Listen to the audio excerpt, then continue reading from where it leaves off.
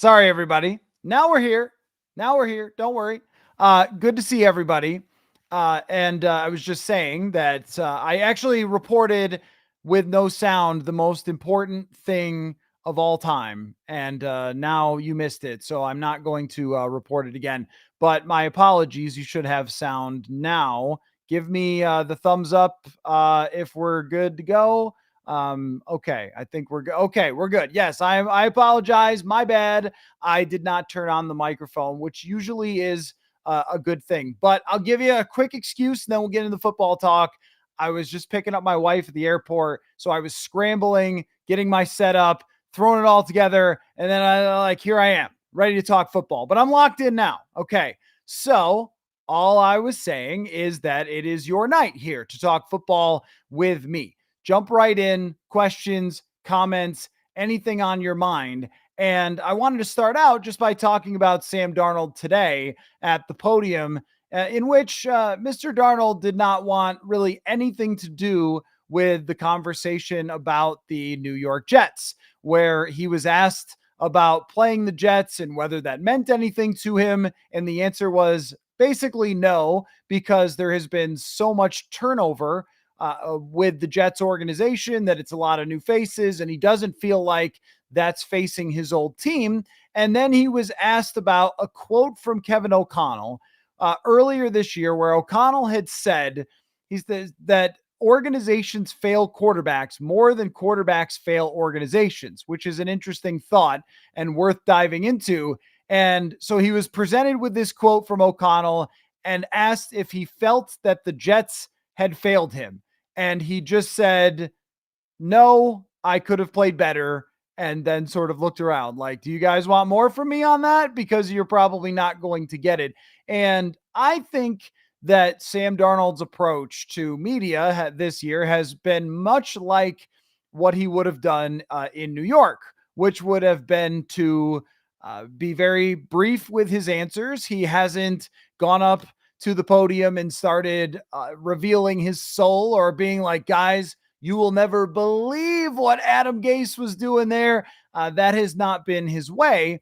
And I very much respect that he has not done that he has not decided to bare his soul every time he starts getting asked questions about what happened in the past, because that doesn't really matter to him. It matters to everybody else, because there's so much fascination with why Sam Darnold is so much better now and in the past struggled very much so with the New York Jets when he was there. And he does go down as one of their biggest bust draft picks in the history of the organization. Although I think Zach Wilson had a much worse tenure even than Sam Darnold. But that for him doesn't mean a whole heck of a lot, because he's leading a team that is 4-0 and that is so much different and so far now separated from the New York Jets that what does it even make any difference for? I mean, this would be like you graduate high school, you go to college, you get your college degree, and then someone asks, hey, was your high school bad? I mean, maybe if you're having a drink with them and sharing the old stories off the record, you're going to say, oh man, you wouldn't have believed my high school coach. But at this point, are you going to share with the world? Are you going to cry about what happened in high school to everybody in the world? Probably not. And as far as whether organizations fail quarterbacks or quarterbacks fail organizations, I think that there is a limit to that. I mean, Christian Hackenberg, for example, could not have been saved. Or maybe Christian Ponder. There was nothing that any coach, any coordinator, any supporting cast could have done to make those quarterbacks be good. But there's also a group of quarterbacks throughout history that the needle could have been pushed one way or the other. And maybe somebody like Mac Jones eventually will be this guy. Geno Smith has certainly proven to be this guy. And there may be limitations to quarterbacks like that. I think that there is a ceiling on Geno Smith and what he can do with the Seahawks. I would be very surprised, and maybe it'll happen, but I'd be surprised if someone like Geno Smith could take a team to 12 wins. And maybe we'll all feel the same way about Sam Darnold eventually, that there is potentially a ceiling on him. And some of the stuff that I saw on the All-22 tape did have me a little bit concerned about the timing of some of Sam Darnold's passes when he was struggling a little bit. And there was this hesitation to his game. But the fact that he pulled himself out of that late in the game to make some of the biggest throws to close out the game against the Packers also kind of showed you the supporting cast and the belief and what was around Sam Darnold can lift him up in those moments. And I think that Sam Darnold would fall much more under the category of someone who was failed by an organization. He should not have been playing at 20 years old in the NFL. He clearly was not ready for that. At USC, it was so much, hey, Sam, just go use your arm, just make crazy throws and have huge games for us. But I don't think it was a very systematic type of play that would have prepared him for the NFL. He was in over his head to start. And then after his first year, they fire his head coach and they bring in a whole new head coach who had just ruined somebody else at the quarterback position. You can't ask for it much worse than that. And I think that if this was a year removed for Sam Darnold against the Jets, that maybe he would feel a little more animosity toward what had just happened. But at this point, it is so far removed. And then, we know about the Carolina thing where he started to turn it around toward the second half of his time in Carolina. But by the time he was moved to Carolina, we are now talking 2021. It is 2024. It has been a long time since he was a player on the New York Jets. And somebody else brought up the mono thing.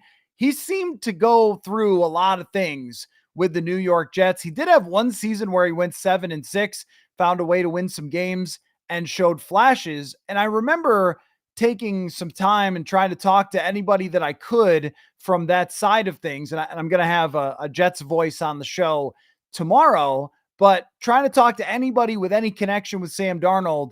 And most of the people that I knew that were either Jets fans or had some sort of connection there in the NFL, the prevailing thought consistently was they just did not give him a chance. And where I really went back to it, whether it was receivers, specifically offensive line, was dreadful with Sam Darnold as the quarterback.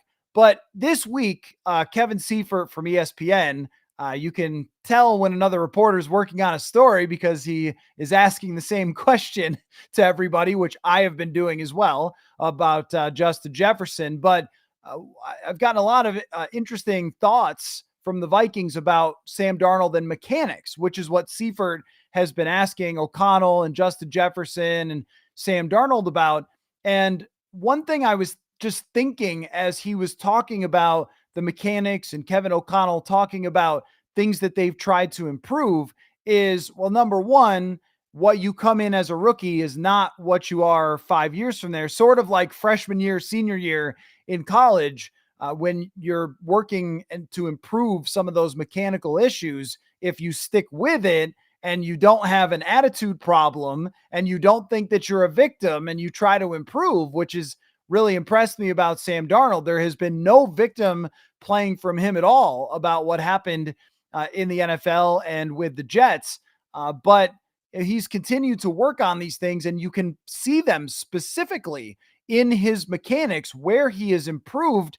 And I just wonder what was happening when he was with the Jets. Where was this? Where were some of the things that were pretty clear? And I went back and watched a couple games from early in his career where he would get up on his toes and bounce around too much. And now he has really worked to have this stability and grip into the ground to get all the torque that he can.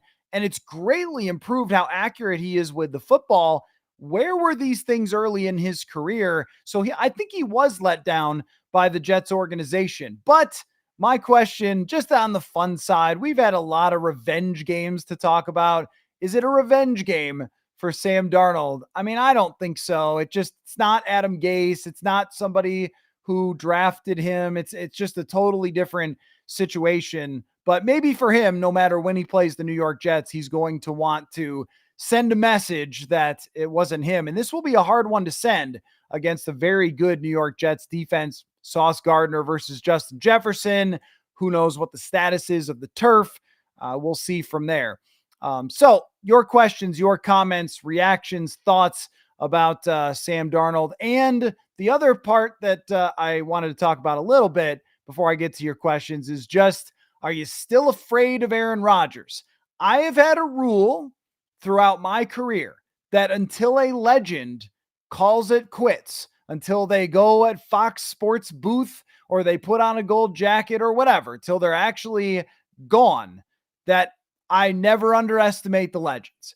Because even when it came to the just awful year that Peyton Manning had, he won the Super Bowl. He found a way to win games and came back late in that season, played really well in the first part of the playoffs. Or Tom Brady grinding his team to the playoffs when he had nothing left and that team wasn't any good.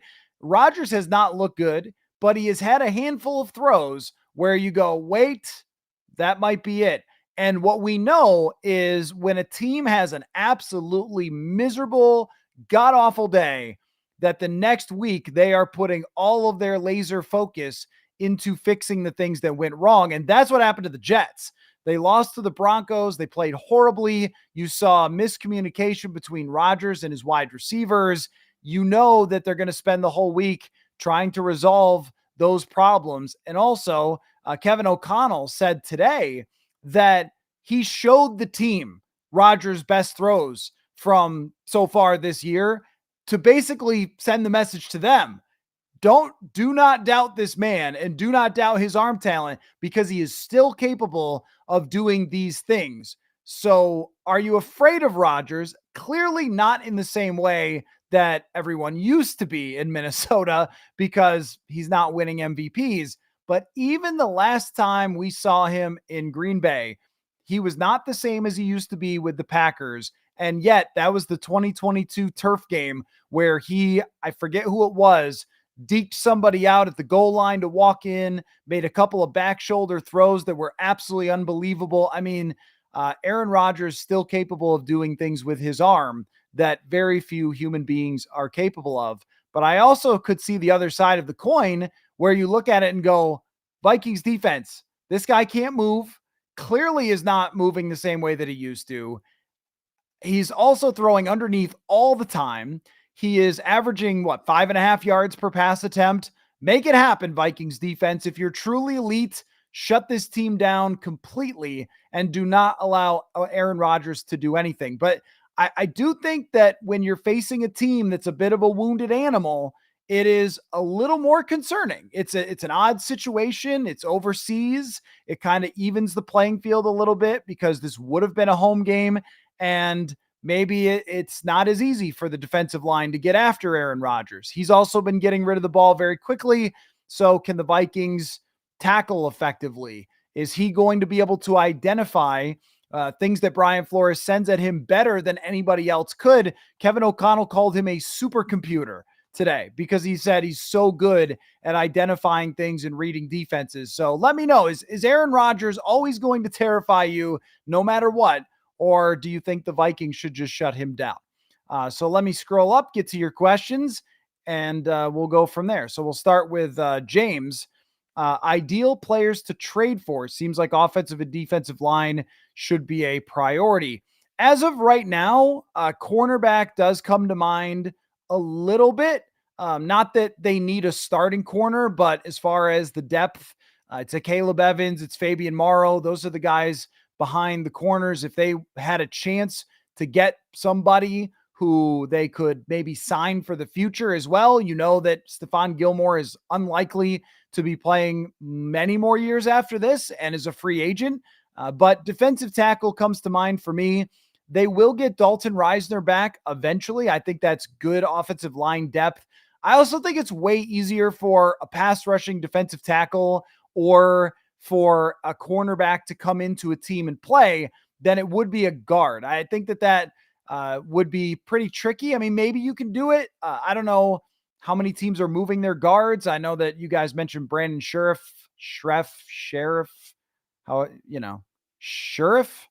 however it's pronounced. Maybe that's somebody if the Jaguars decide to start selling, but they don't seem like they want to start selling because their owner said they have the most talented team they've ever had. So I don't know. Maybe they think that they can get back in it. We're not really there yet.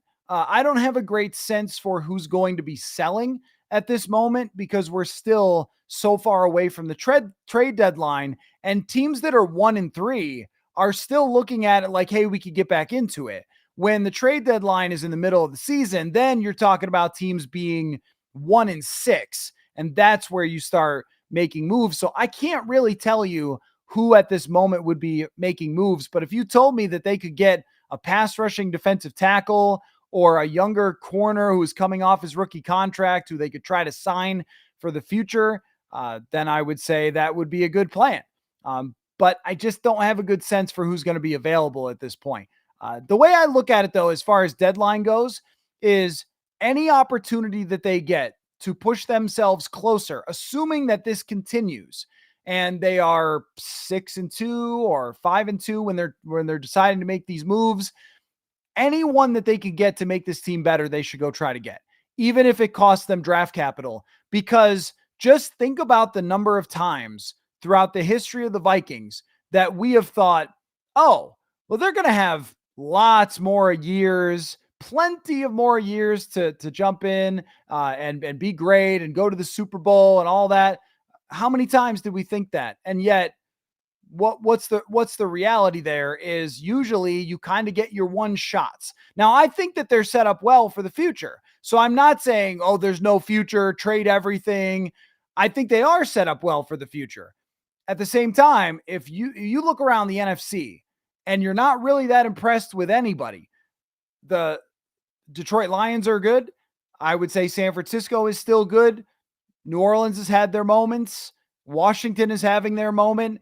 But it's not like you're saying, oh, well, there's 5 teams that are clearly better than the Vikings or have better chances. So don't mess around and trade something. Like the Vikings, if they continue on this path, could have a chance to host a home playoff game.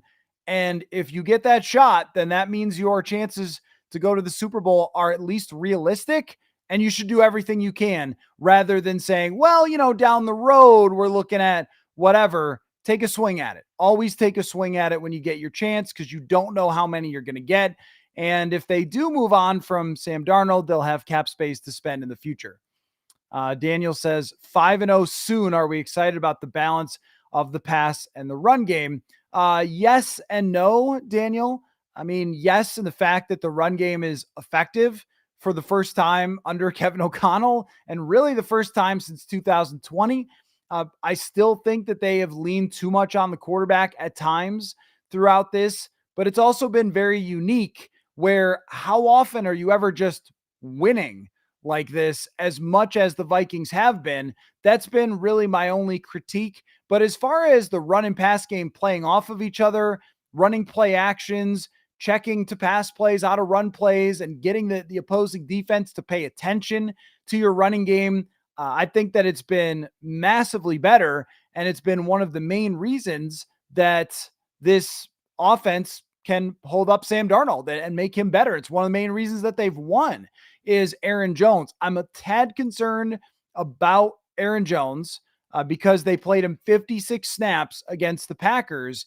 And there was this whole idea that they were going to work the snap counts with Ty Chandler more often. And it hasn't really been that way outside of one game when Aaron Jones had to be banged up for Ty Chandler to be in there. So can they continue to run this effectively, leaning on Aaron Jones, maybe as heavy as anyone has ever leaned on Aaron Jones in his career? Because most of the time when he was with Green Bay, they were mixing and matching with him as opposed to just saying you're entirely the guy. So, I think that they do need to lean on Chandler more.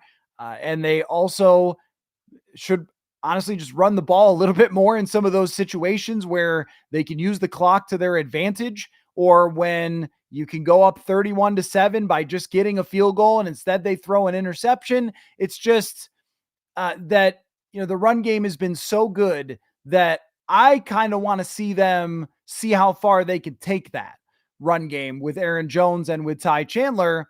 And you talk about the trade deadline, maybe you're looking at another running back as well. Who was it that the The Eagles went out and got a running back from the Dolphins, and I can't remember his name now, that was pretty good when they were going for their Super Bowl run. And it was just effective to be able to mix and match with another running back. And maybe that's something that they'll think about doing, because I think that putting it all on Aaron Jones, as great as he's been, is kind of asking for him to get worn down.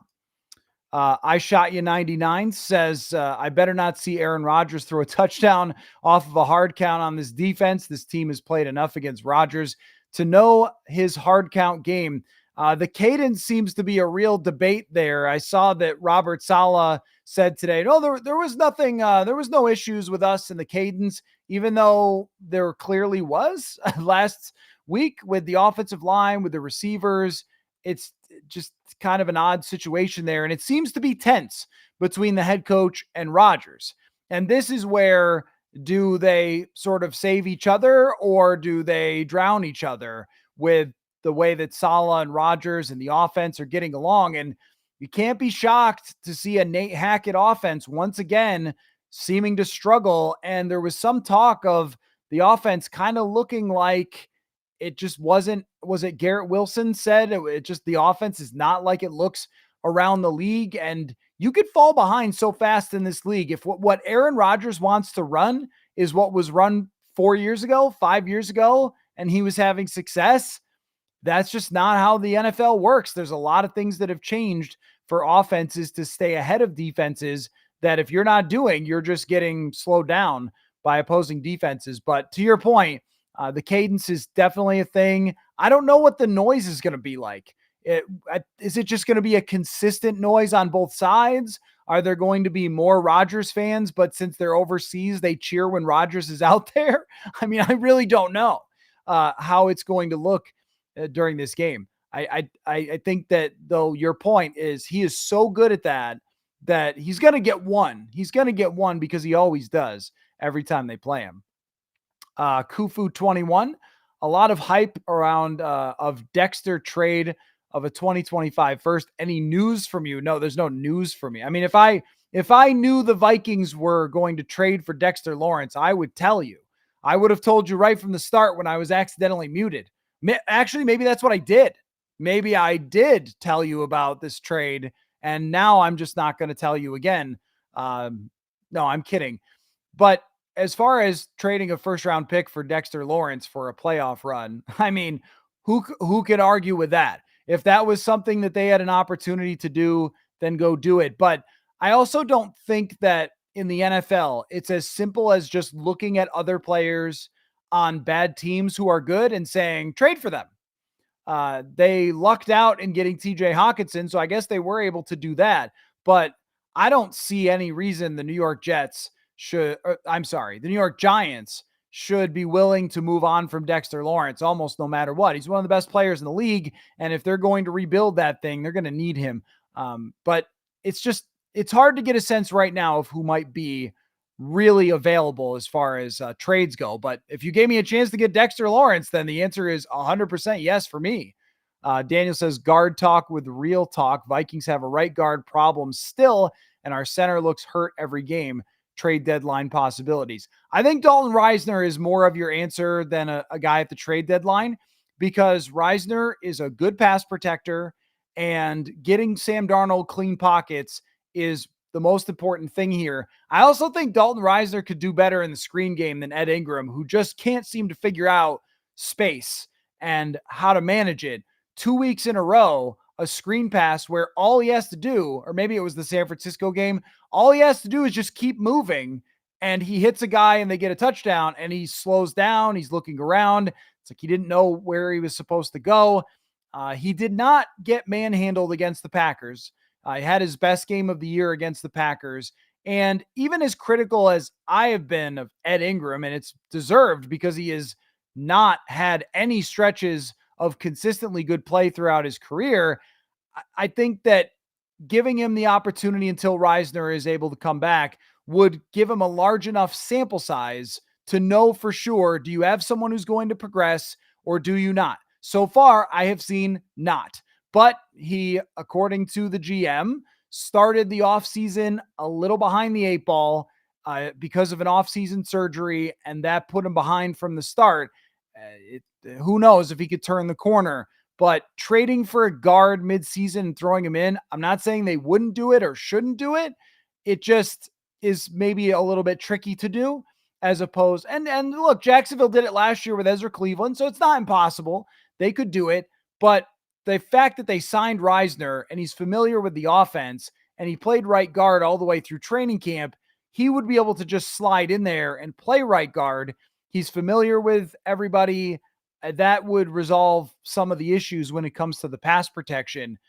Overall, the tackles have been so excellent that the pressure has not impacted Darnold. I also think that Darnold does hold on to the ball longer than you want him to.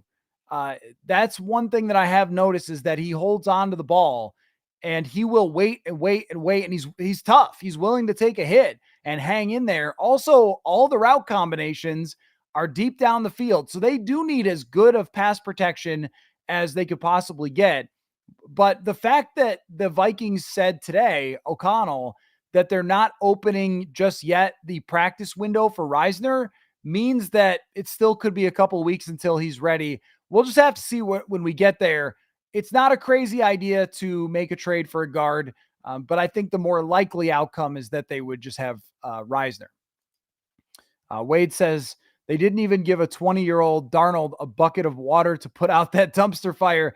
You're right about that. You go back and you look, and it's the offensive line, it's the coaching, it's the situation with the coach where they drafted someone to save the franchise in 1 year and then just expected him to go in there and do it. And realistically, they should have just started Josh McCown the whole year. But what you see with the New England Patriots is just how hard this is to do.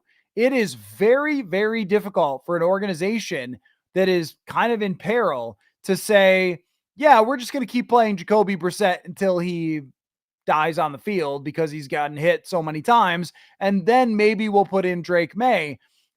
What they're doing is right, which is playing a veteran who could get rid of the football and protect himself rather than a rookie who doesn't know what he's doing yet and is not adjusted to the speed. But it's not easy to do when there's a lot of pressure. And I don't even think there is a lot of pressure on Gerard Mayo, but there was on Todd Bowles at that time. And then they fire him. They didn't go out and get a ton of talent. They didn't give him great blocking. They didn't give him great receivers. I think you see the reason at times with Sam Darnold as a Viking, why it didn't work out. You see hanging onto the ball too long. You see some of the hero ball, him trying to make that throw right off the bat last week on a ball he clearly should have thrown away. When I went back and looked at the tape, the rollout that did not get intercepted was the head on the hands, eyes popping out, Sam, don't do that type of throw that if you made too many times as a young player, it will get picked off most of the time, no matter what. But if he did that at a high volume as a young player trying to save the franchise, you could see why he threw so many interceptions. And that is in there. And you're not going to entirely take it out because that's how he's played football his entire life. So it's going to be in there. I'm going to make a special play. I can fit the ball in that window. I can throw while rolling to my left and flip my hips around when you go, just throw it out of bounds and you'll be totally fine. But he's never going to take a game manager mindset entirely. And so some of it, as Sam Darnold said today, it was on him with the New York Jets that he didn't adjust to that fast enough. And he didn't just try to do the job. He was always trying to do everything for that team. And so there were things that he could have done to make them better. But when you look at how badly it was constructed in the situation, you could understand how if privately, I don't know this about Sam Darnold, but if you were just hanging out with him, I don't know, water skiing, that he would say, they really didn't give me much to work with there, especially when you see Jefferson catch the ball in his back shoulder, Jefferson diving out of bounds, catching the ball. And honestly, Darnold could have thrown the ball to Jefferson 5 more times in that game easily. And he was open enough. There was nobody like that. There was nobody like Darisaw. There was nobody like O'Neal. So he should be frustrated, but I also think we're so far away from that situation. Adam Gase isn't in the league. Matt Rule in Carolina is not in the league. His offensive coordinator, I think, never coordinated again from the Jets. It's so many different people. He's got no beef against Robert Saleh or Aaron Rodgers. Blowfish says, before this week, has anyone heard an NFL conversation with the word cadence in it? Yes. And here it is. When Josh Dobbs had to come in as a part of the Vikings, that was the time where they talked about cadence a lot because he was on the sideline trying to figure out what the cadence was so the offensive line wouldn't jump off sides with his timing. That is the only other time I can remember a lot of discussion about cadence. Rob says a lot of the power rankings have the Vikings number one. Do you agree with the Vikings being the best team in football right now? Power rankings are a very much shrug thing for me because what difference does it make? Like, oh, well, this person thinks you're the best team in football. This other person thinks you're the seventh team in football. Well, that's fantastic. Everyone's got opinions about football. But I think as far as if you were doing a power ranking, how are you doing it? Are you doing it through the lens of this team has the best chance to win the Super Bowl this year? Or are you doing it who's the best team in football right now? Those are two different power rankings. I wish someone would tell me in their power rankings which one they were doing. The Vikings are the best team in football right now. When you look at their point differential, their EPA, number one on defense, their DVOA, the Football Outsider stat that is meant to kind of bring in everything and put it together and compare team strengths. Yeah, they're the best team. They have no losses. They have beaten the tar out of people outside of one quarter against Green Bay. They have annihilated some really, really good teams. They're playing good offense, defense. Their kickers making kicks. The Sam Darnold has, in my opinion, his shakiest game, and the man goes 20 for 28 with 275 and 3 touchdowns. Jefferson's flying around. Addison coming back. Hawkinson's going to be here soon. But the way that they've played so far, how would there be any argument that someone has had a better start to the season? Of course, it's the Vikings. But if you're doing it, who has the best chance to win the Super Bowl? I mean, San Francisco's been in several Super Bowls recently. So you have to give San Francisco their extra credit, even though the Vikings beat them. But, well, we're talking about team strength over a full year. They're a little easier to project. Just for example, Buffalo has the second best quarterback walking planet Earth. You kind of got to give it to them, even though they had a stinker against the Ravens. But the Ravens are another one, two-time MVP quarterback. I would, if you were giving me $1,000 to bet on teams like I tried to do with Manny the other day and he couldn't do the math, I mean, I'd put more on the Ravens than I would the Vikings probably. So are we doing it that way? And we'll see as the season goes along if I would continue to say that. So it really depends. I mean, I personally would not get too worked up over power rankings, but through 4 weeks, the Vikings are the best team in football. And after 8 weeks, we're going to look back and go, is that still the case? Because if it is, then you're going to see a lot more everybody picking them to be the top team. And if it's not, and they go 1-3 in the next 4, then, well, we're going to be talking a very different tune. So what they do next really matters to how strong they truly are. Tang says KOC's system is very quarterback friendly. You just need to have arm talent to run it. Look at Nick Mullins. Even though he throws interceptions, he could throw for 350 and 3 touchdowns in every game that he starts. Yeah, I mean, Nick Mullins isn't the guy I would talk about probably with arm talent. I think what Nick Mullins did so effectively was he just knew where to throw the football. That Nick Mullins really understands the offense so well that he can drop back and see everything of where it's supposed to go and then throw it in the general direction of Justin Jefferson. The problem was really that consistency with accuracy was such a big problem, and just doing crazy stuff like falling down to the ground and then somehow throwing an interception where you're almost on your back. I still don't understand how that happened. But as far as, Nick Mullins, I also looked at that couple of games with Mullins and how well he was able to play outside of the bizarre interceptions. And you think, shouldn't some other people be able to do this?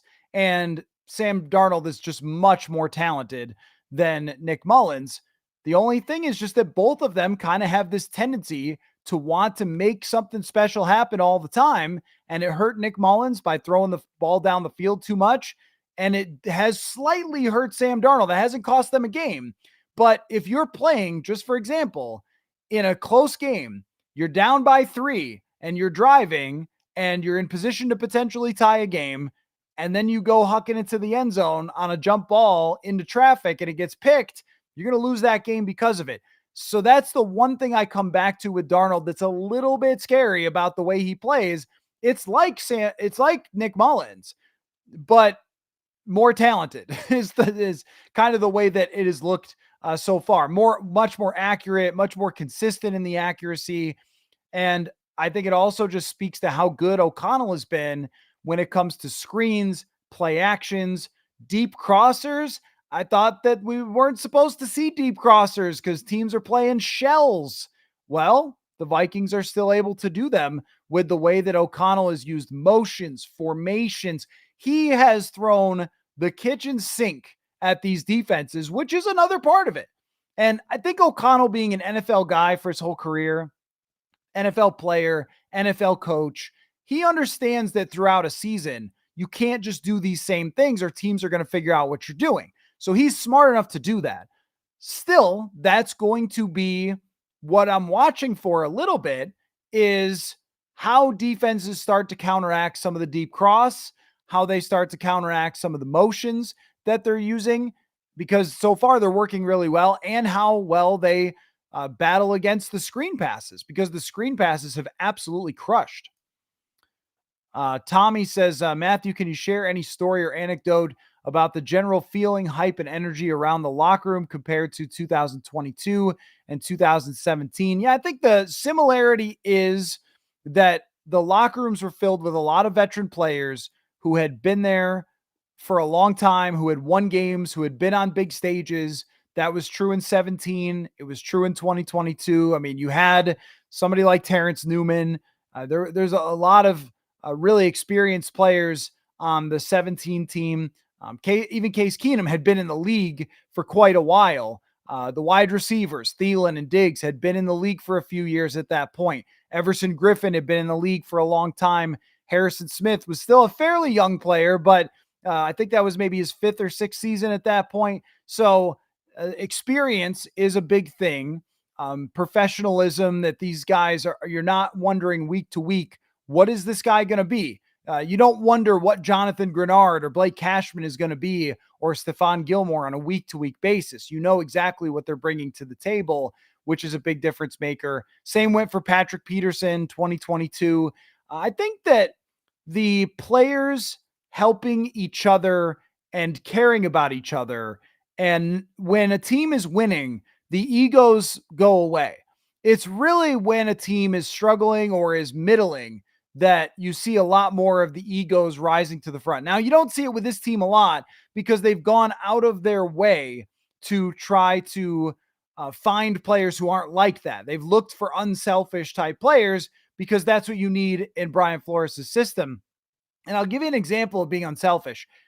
There was a sack that Patrick Jones got where Blake Cashman was essentially a bowling ball and just went smashing into 2 people, and he gets the heck blocked out of him, but they forget Patrick Jones and he gets a sack. So Cashman is totally happy to get his face punched in as long as the other guy gets the sack. We see a lot of that from this team.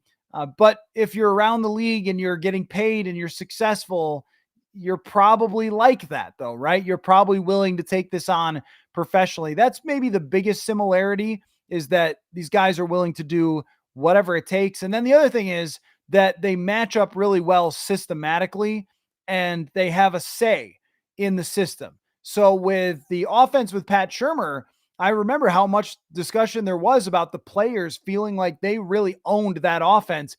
When the players feel like they're as much as part of the process and game planning and scheming and play calling as the coaches are, That's really important. There's something powerful there. Like, think about if you work for a company and they just say, look, punch the clock, do what you're supposed to do, and then leave. How do you feel versus if you have ownership, if you have leadership, responsibility, if you feel like you're part of a team? It's different. And that's what it feels like so far. Blowfish says Ponder was okay, just got overdrafted and way too much expectation. Okay is a very, very Minnesota nice description of someone who truly played horrendously. In 2012, it was a better idea to hand the ball off than it was to drop back to pass by a significant margin. And I know that that was a historic year for a running back, but that's almost never true. Like, that's how bad the quarterback has to be. He had more moments than some other quarterbacks who are busts, but I don't think that Ponder was failed by the Vikings, though.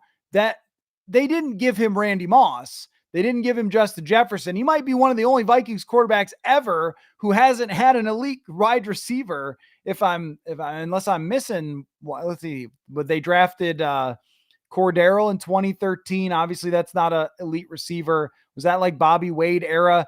But truly, if I'm thinking about it correct, he might be one of the only quarterbacks in Vikings history of any significance who didn't get to play with either Sammy White or Ahmad Rashad or Chris Carter or Jake Reed or so that probably hurt him. But I also don't think that he was all that confident in himself or that he saw the field very well. He actually looked like Bryce Young a lot, where it was just drop back and nope, I'm not about that noise. And there's nothing that a team can do there. I just don't think the Vikings failed him as much as he failed the Vikings. That's why I used him as an example of it looks more like the Jets failed Sam Darnold than Sam Darnold failed them. Even though he certainly could have corrected some things and played better, but they were just that bad versus I don't think that the Vikings 2012, I know they got to the playoffs, but that was a good team. If they had good quarterback play, imagine how dangerous that team would have been. So I think it was really just a quarterback who wasn't good enough. And you're right about the draft status. That is true. Sometimes I still want to defend picks like that. You know who looks like him a little bit is Bo Nix so far, by the way. Daniel says Sam Darnold leads the NFL in passing touchdowns at 11. Did anyone call that? No, I did not call that. Nor did I call them going 4-0. Or did anybody? But I like the way that Jeremiah Searles put it, because I've seen some people in comment sections saying, oh, you guys doubted them and all those things, which of course, it's part of the fun, I guess, of football. But prognostications just are what they are. They're just guesses about how it's going to turn out. And one thing I've always thought about is we have a lot of fun in the off season, but as soon as they boot that old football up in the air, no one has any idea what's going to happen. And if we did, and this is why those people are just haters of fun, if we knew what was going to happen, then why the heck would you watch the show? Why the heck would we preview games? We would just say, well, we know Vikings are going to win 31-29 this week, so don't watch. We don't know. That's the fun of it, is talking about what's going to happen when you don't know, and then you find out. So we spend the offseason and we try to project, well, what's Darnold going to do? And if I remember, we were kind of traveling different roads. Well, what if this road leads to Darnold being great? The Jeff George scenario. We talked about it. What about if he's just okay and they're 9-8? Is that still a successful season if they're on the doorstep? I thought it was. What if they're not good? What if they're really bad? What if they're horrible? What are we going to say about them? And all of those paths seemed possible, because if Darnold was just awful and they couldn't win at all because he was throwing picks left and right, well, then what do you make of the management? What do you make of the coaching if that was the case, right? But I think going into it, if you thought they were going to win 6 games, I didn't think you were a crazy person. If you thought they were going to win 10 games, I didn't think you were a crazy person. That was the wide range of outcomes. Now we're seeing which one is playing out. Manju says, weird question, but how do you go about asking questions during interview times? Is it something you personally want to know? Oh, you mean like, is it something that like is on your mind? Yeah, there's a little bit that goes into it. I mean, number one is it's kind of a free for all. So you kind of have a sense for the general people that are going to ask the most questions. I would rank highly among question askers, I think. Seifert, Ben Gessling, Andrew Kramer, Dane Mizutani, Alec Lewis, all of us writers tend to ask a lot of the questions. And we're usually looking for more information than the TV people. So we kind of jump to the front of the line for a lot of the questions. And it really is a first come, first serve. It's sort of who wants to jump out and ask the first question, get this thing rolling. Sometimes the first question is a little more lighthearted, like I asked Justin Jefferson about the Lynx game and if he had been before. So kind of just get the conversation going. Somebody kicks it off that way. Usually, I have an article idea I'm working on, but sometimes you're just asking because you want to know, because you guys ask me 400 questions, which I love, and I want to have answers. So I want to ask, how do you feel about this situation, or why? I mean, just for example, when O'Connell was asked about some of the aggression and then he gave us the answer post game, I don't know who asked that question. I don't think I did, but somebody did. Maybe it was Seifert. I mean, that's just something in general as a reporter, you got to find out after that game. Like, so there's some things you have to go into it knowing, okay, as a group, we need to find this out. We need to know, hey, when Jefferson leaves a football game with a leg injury, we got to find out what's going on with him because you guys need to know that information. And when the head coach nearly blows a 28-0 lead, in part because he was being over aggressive, what was his mindset? What was he thinking on that type of play? So I think we all share that responsibility a little bit. We all understand, okay, this has got to be asked about. When Brian Flores gets called a terrible person, all right, somebody's got to ask that question. And then the rest is filled in with, okay, it's very clear I'm writing about Justin Jefferson in practice. So I asked him, O'Connell, Wes Phillips, Brian Flores. And so you'll hear that if you watch those press conferences, because that's something individually I'm looking for. And it's a mix of both. And this team, by the way, I should say, is unbelievably accommodating with all that stuff. They really are. The players, the coaches. This is a phenomenal, incredible group. I would guess that this is one of the best in the NFL for answering questions, spending time in front of the media, trying to get everybody everything they need. So they do a great job with it. And I greatly appreciate it. It helps me write those articles for you guys and answer the questions. Wade says, have you ever seen a team's free agent class have this many hits? It's still early, but we've got 10 plus guys playing at or above expectations. Yeah, that was something O'Connell was asked today. And hey, Judd Zolgad asked and then wrote it on his newsletter, which I subscribe to. So that's exactly a good example of Judd had this idea and he asked the question and then he wrote about it. But to your point, there has been a thought process through the years that you shouldn't really try to use free agency to build a team. One of the first things I used to do with the old Madden games was I would get the game, I would pick a team that I was going to use, and I never had like the same team every year. I'd try to pick a different franchise, and I would go to that free agent list, and I would see what free agent was on there. I remember for Sega Dreamcast 2K3, it wasn't clear if Troy Aikman was going to retire or if he was going to stay in the NFL. So he was a free agent, and I put him on the Browns. And then I played the season with Troy Aikman on the Browns. That's what you do on a video game. But in real life, most of the time, a group of free agents is usually just one guy who's supposed to be a difference maker for a lot of money, or a handful of guys that are filling places in between the stars that you've drafted. But with this particular group, they were kind of handpicked, it seems, by Brian Flores. They were guys that he in particular bought into. They needed to get a pass rusher with Hunter going. They were sold on Blake Cashman by actually a former Gophers coach who knows Brian Flores. He sold them on Blake Cashman. And then he knew Andrew Van Ginkel. He knew Kamu Grugier-Hill. The swing at Jerry Tillery. Hey, the swing at Marcus Davenport did not work out. The swing at Jerry Tillery is working out. Sometimes you got to take more than one swing and be willing to fail. But to your question, I mean, occasionally, every once in a while, a team does kind of go into free agency and pack it up. The 2017 Eagles, actually, they went into free agency, and I think what Elshon Jeffrey, maybe Patrick Robinson, the corner, was it Patrick? Uh, they got a bunch of free agents and stacked up that team quite a bit. So it's not the first time I've ever seen it work, but maybe this mass of every one of these guys, and then the quarterback, getting a free agent quarterback who is now 4-0 does not happen very often.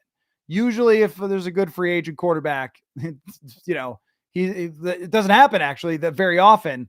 Tom Brady was a good free agent quarterback. I guess Kirk, but it doesn't happen very often. You can get a guy who's available for $10 million who's going to throw 11 touchdowns his first 4 games. He is so hugely exceeded what they're paying for him already. It's really remarkable. And Aaron Jones, that's another one. Sometimes stuff just falls in your lap. Aaron Jones just fell in their lap. So no, to your question, I don't think I've ever seen something quite like this. That's a good point. Zoomer Kev, how much of a sample size do we need to see from Sam before we can say this is what he is? That's the question, man. That is the question. Because, so I was just referencing the Eagles. Think about Nick Foles in his first time with the Eagles. It was Chip Kelly. Didn't he throw 20 touchdowns, 2 picks, something like that, something absolutely crazy, and averaged 10 yards a pass? It was one of the greatest small sample sizes ever.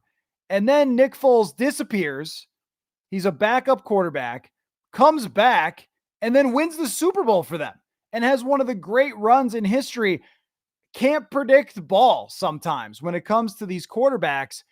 I don't know how long it needs to go. What I do know, I'll try to think of like where I'll be comfortable saying it. What I do know is that it extends back to 2022, where if there was a corner that it was turned, it was in 2022. It wasn't even necessarily what's happening right now. And if he didn't have that 4-2 stretch where he had, I think maybe 4 of the 6 games were really good. Funny, he won one of the really bad ones, but 4 out of the 6 games were good. He averaged over 8 yards a pass. He had good big time throw to turnover worthy play ratio, decent enough PFF grade, all that stuff. If he didn't have that run in Carolina away from Matt Rule, then this right now I might be a little more skeptical of. But when we go back in Sam Darnold's life to 2022, he's now got an 11-game sample size of starting where he's playing over 100 quarterback rating. It doesn't seem as random when you put it that way. When you start to extend it out, it seems like we're getting closer and closer to being able to say, yeah, this guy's actually a pretty good quarterback, and he's grown a lot since where he was. And yes, he needs stuff around him, but this is a whole separate rant.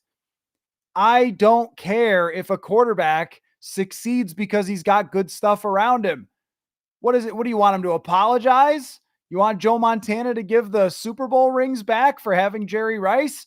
This is great if that happens. Oh, Jared Goff, his play caller, helped him complete all those passes.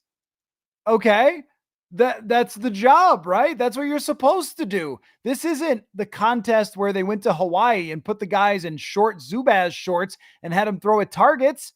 This is winning games is why you have the quarterback.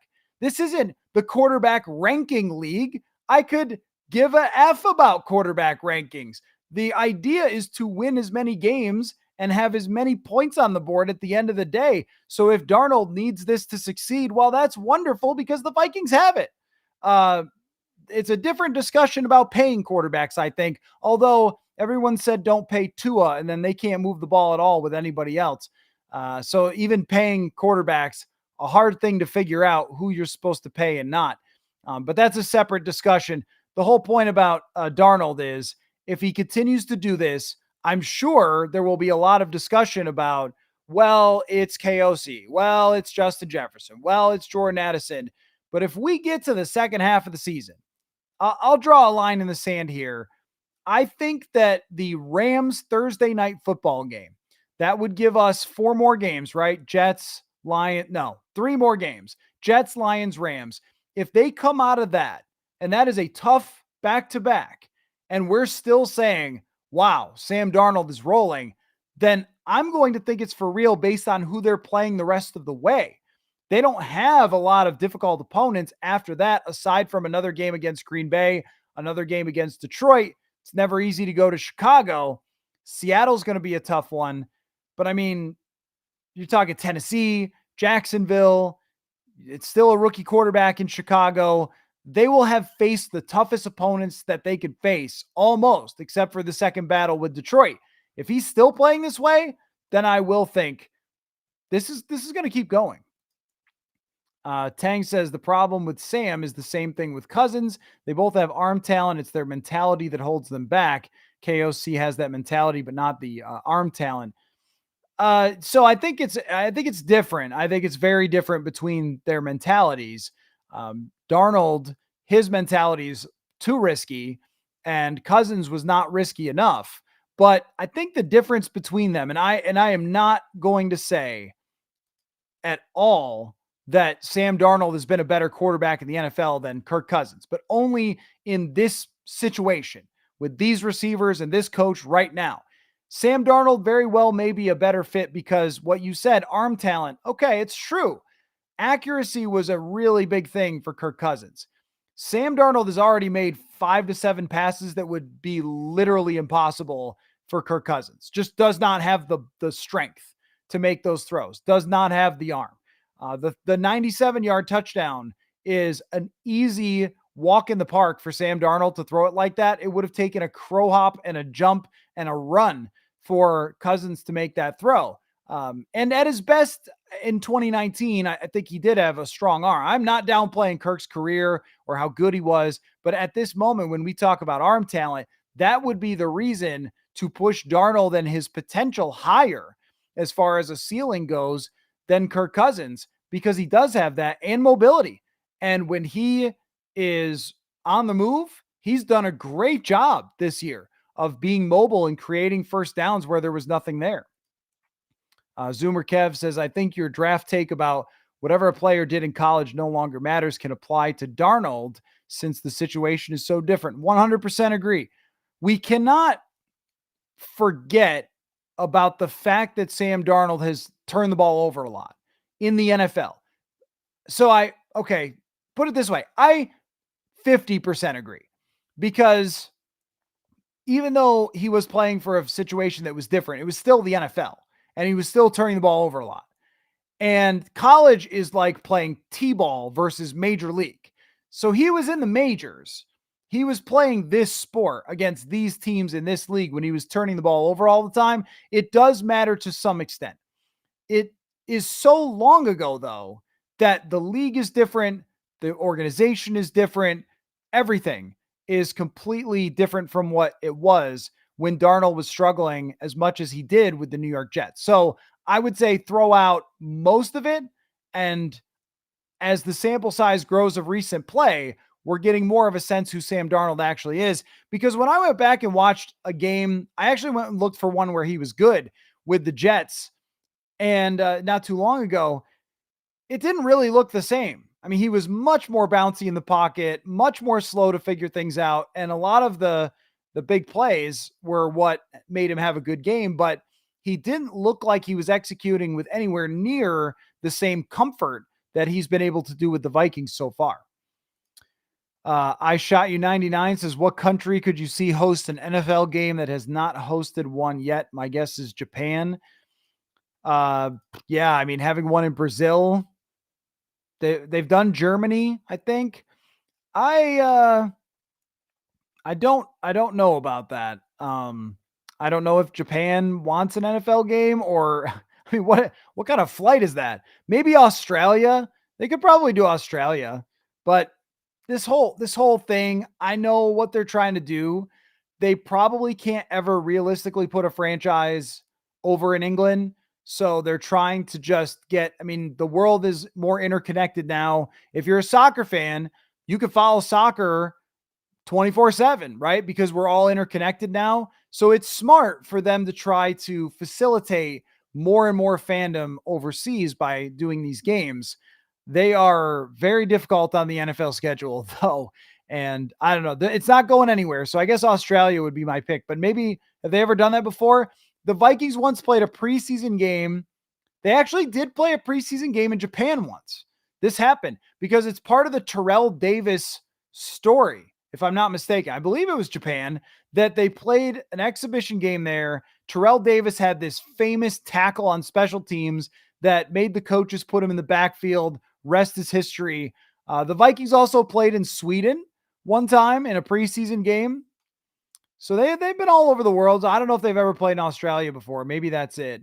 As far as a regular season contest, I don't know. Blowfish is Aaron Rodgers has more experience than the first four quarterbacks we faced combined. He has more experience than most people combined, though I don't look at this as the quarterbacks that they have faced have just been inexperienced. And that's the problem. They've all been in the NFL and had some levels of success. That's what makes the start so freaking impressive on defense is Daniel Jones beat this team in a playoff game 2 years ago. So he's played in the league before. And then Brock Purdy was in the Super Bowl. CJ Stroud won a playoff game and Jordan Love won a playoff game last year. All playoff winning quarterbacks that they faced and they beat them all. Rodgers is at a different level when it comes to picking apart defense. I don't disagree with that, but I do think that's what makes it so mind-blowing how good the defense has been is that, I mean, you're talking about good quarterbacks that they faced. And the biggest concern that I had going into the entire season was the quarterback schedule, really overall, but especially at the beginning of the year. And they have run right through it with 4 straight wins. Now, after this, okay, Rodgers, I'm not sure what to expect. And then you have Goff, Stafford. That's going to be really hard. After that, that's when you get into the territory of Trevor Lawrence isn't playing well. Mason Rudolph or Will Levis, we'll see at that point. Caleb Williams is a rookie. And then it becomes easier for this defense, not harder. It is remarkable what they've been able to do against these quarterbacks thus far. All these quarterbacks are having better seasons than Rodgers, except for maybe Daniel Jones. But Rodgers is not having a good time. I mean, it's probably comparable between the two. Zoomer Kev says probably the last time the Vikings will play Rodgers, and he has firmly cemented his legacy as one of the most overrated quarterbacks of all time. That is a very Viking podcast centric comment that I will not even begin to agree with, my friend. I think when we do the all-time greatest quarterbacks who are the ones that you would pick from the very beginning, all quarterbacks who ever stepped under center, who would you pick out? He's not number one, but he's not that far away. He is that good. He is that good. Coming back and winning 2 more MVPs after he had a dip in his career, and his peak when he won the Super Bowl is as great as anyone's ever played quarterback. I think you all know that. You've seen enough games against him that you all know that. There's no downplaying the greatness of Aaron Rodgers. He's one of the best ever. Is he one of the most annoying ever recently? Sure, that I would agree with. And I'm sure that all of you probably got annoyed that every time, twice a year, there was just everyone heaping praise on Aaron Rodgers. But there's a reason for that, because he was really that good. I don't know how much is left there, but I'm sticking to my rule that no one should ever overlook somebody with that much arm talent and that much experience. Mike says, I don't buy it's a Darnold revenge game. The Jets even suck with Rodgers.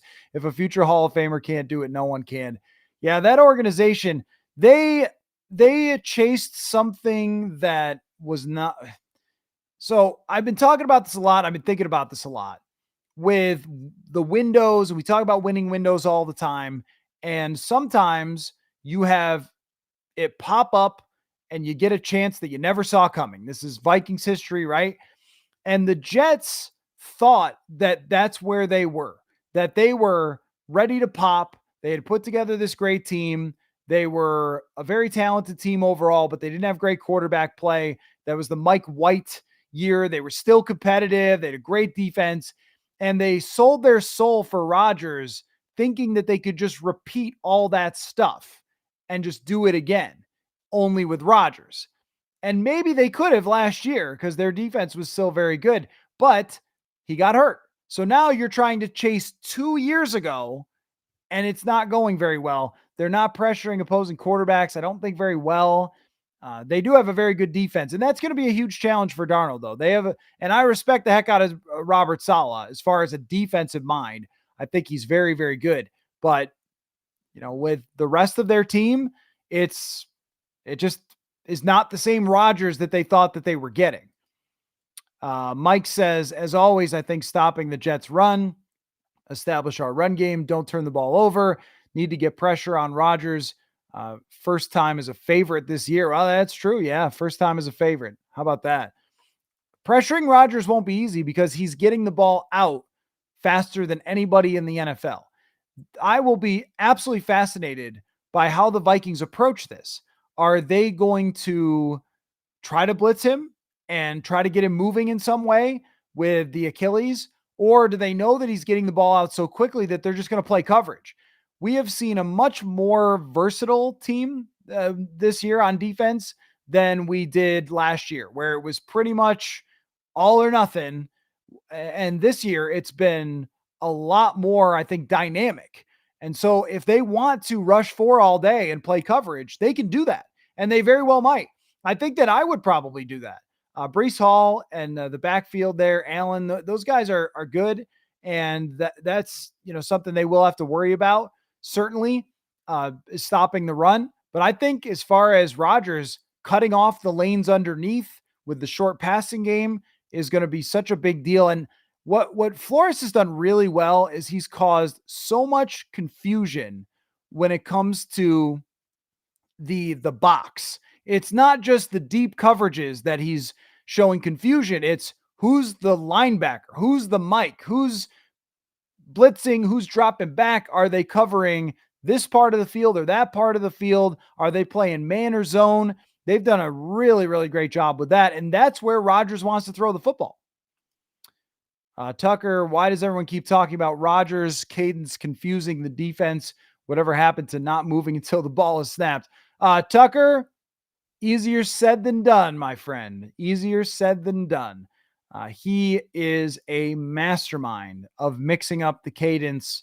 He does it in such an aggressive. It was actually really cool because in 2020, well, there was nothing cool about 2020 except for the fact that with the stadium empty, we could hear the cadence, which you usually can't do. You hear it a little bit on TV, of course, but as far as being in the stadium and watching it happen, that was the only time I'll ever be able to hear the quarterback's cadence. And seeing him work, his body language, how much he changed it up, how he aggressively did it. Think about being amped up, having all the fans there, the noise. You could just say all day long, oh, just don't go until the ball snapped. It's way harder than it sounds. That's like saying, hey, you're facing LeBron James. Just don't foul him. Like it's hard not to foul him. It's hard not to jump. That's why he gets a couple a game.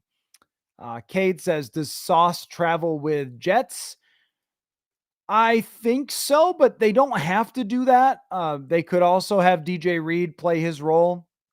I don't know if Sauce Gardner has been the traveling corner. Someone would have to look that up for me if he's been the travel type of corner or not, because I think that that's mostly kind of gone away where somebody just tries to put a guy on an island, because the problem with that is if you are traveling, there's so much motion in the league now that everyone's going to know what you're doing every single time you're motioning. I don't know that Darrelle Revis could have just island somebody, because the formations used to be much more just static, much more, all right, you're going out there and maybe there's a shift somewhere, but now you're getting high speed motions behind the line of scrimmage. So that corner has to run with that wide receiver. You'll see it sometimes, but you could do it all day to the other team. And that's what makes it so difficult to have someone travel. So I imagine they'll get matched up quite a few times and they'll try to do it as much as they can. But the fact that they have depth with their corners is a factor as well. Let's see. Derek says, like many people have said, Darnold got his revenge on the Jets in 2021. Well, here's the question, Derek. Do you just get revenge once if you've been wronged? If we're talking about football, we're talking about sports, or is there extra motivation every time? I think there's probably an opportunity for multiple revenge games in a career. Is there not? The first one is maybe the biggest one, but I think that if you're Sam Darnold, you're looking over there going, it should have been better for me. It should have been better for me. He doesn't really seem like the type that cares that much about this. He has not acted like it. It seemed to matter to Aaron Jones a lot that he beat the Green Bay Packers. It was an I love you, but also bleep you kind of game for Aaron Jones. Did I say Aaron Rodgers? I meant Aaron Jones. Aaron Jones beating the Packers was a big deal for him. We remember how important it was to Favre. After Favre had beaten the Packers the first time, you'd think it meant something the next time. Of course it did. So I think deep inside it will mean something to him every time he beats the New York Jets, because they did let him down and they didn't do enough around him to give him a chance. And then what you have to understand too is it's not just about the Jets. It's also the abuse you take. If you are a failed quarterback in New York, oh my gosh, somebody go back and look at the New York Post headlines and all the things that were tweeted to him and the fans probably said to him, and that the radio hosts and I don't know how big the blogosphere was at that point, but all the different people who would have had opinions on his failure. You're not just kind of sticking it to an organization or an ownership. You're also sticking it to all the people who blamed you for all of those things. Not just, who owns them? Is it Woody Johnson? Not just Woody Johnson. Brett says, likely we will be buyers rather than sellers at the deadline. That's true. Who would have thought? I mean, I guess I would have said maybe it's possible. I was looking for 2-2 from this team. That was the expectation that I set, and they blew by that by the second game, by the third game, I guess. What position would help the Vikings most, and how can we trade away what little draft capital? It really depends on what they're looking for as far as the draft capital. They've got a little, but they do not have the fourths, fifths, and sixth all stacked up where you could just kind of throw out a fourth round, throw out a fifth round, and get a player here, a player there. Could really depend on their health. What I think is if they get an opportunity to get a game-changing player who they have a chance to extend, then they would potentially consider trading away their first round pick, because the odds, if you're drafting 25th, the odds of your success on that pick versus just getting someone and paying them, knowing at least at this moment that you've got the rookie quarterback contract advantage coming around the corner, then you just go for it. You just do it. I mean, if they, just for example, if they needed to trade for Devontae Adams, they clearly don't, but if they did, then they would just find a way to do that. Trade for him, trade a high draft pick, sign him, try to win the Super Bowl. That's what we're all here for, right? And I think Kwesi Adofo-Mensah's mindset has been way more aggressive than people would have expected, maybe even me, when it comes to free agents and trades. But the outside proven talent that this front office, with the assistance of the coaching staff, has been able to acquire is really remarkable. When you throw Hawkinson in there, and then also Jones, Grenard, Van Ginkel, Cashman, Gilmore, these are all guys they just went and got who have made a big part of this. If they could add one more, I look at defensive tackle, but let's also consider health will be an issue there. If they have a linebacker get hurt, then they would look for a linebacker. If they have a corner get hurt, they would definitely look for that. Corner could still be a position as really, really well as Shaq Griffin has played. They don't want to have to trust the Caleb Evans, so they might consider trying to trade for a corner. But my thought process there is you never know when your next chance is going to come. If you get a shot, just go for it. And if you regret it, you regret it. But, to me, taking a shot to try to win a championship with a big move is not something I look at as that teams should regret unless it's really dumb and crazy. If it's dumb and crazy, okay. But like the Hawkinson thing in 2022, I didn't think they were Super Bowl contenders. I bet you didn't either. But, well, your team was getting old, and this was probably their last chance at it. Go for it. And with this, they're not getting old at the moment. They are a team that's very much in their primes. A lot of players in their primes. And you likely will have more years down the road. But by the time you draft and develop somebody, 2 years from now, they're making a huge impact, but your time is now. So go for it if you get a chance. Joe says, you win here and you get Minnesota nice, lose and get our nice brand of passive aggressive. Sam looks great. We need to see the games where teams adjust to our offense. Yeah. Yeah. And it's a long season. And there's been plenty of times in Vikings history where teams have won 4 games in a row, not just to start the season, but at any point during the season. It's happened many times. And the Vikings have had all sorts of different types of years throughout that. Some years they went to the NFC Championship. Some years they missed the playoffs, like in 2003 or 2016. And the only thing about teams adjusting to the offense is that we've never really seen that happen since Kevin O'Connell has been here. This is an edge that the Vikings have. Well, O'Connell may be a younger coach in his age versus old school, somebody who's been around forever like Andy Reid. He has always been in the NFL world, and he was under a coach who was a master of adjustment, which is Sean McVay. That Sean McVay understands as well as anybody ever has how to take the same concepts and dress them up and to just keep doing that week after week after week. This is the problem, the Cliff Kingsbury problem in Arizona, and maybe it will be again, is that once things work for him, he just keeps doing it and doesn't change them. And then they figure it out. But I mean, the screen game could get figured out. Play action has never been figured out by the National Football League ever. It's always worked. It worked when I was 4, and it worked last week. And Jared Goff ran it 12 times out of 19 passes and completed all of them. I mean, it's remarkable how effective pretending to run and then passing can still be with all the innovation and data and everything else. But that I don't think is going to change. What I really want to see from them is a short passing game to the receivers. The Vikings have 3 receivers who average 17 yards a catch, which is amazing and something you've probably done on a video game, but it's also kind of not great.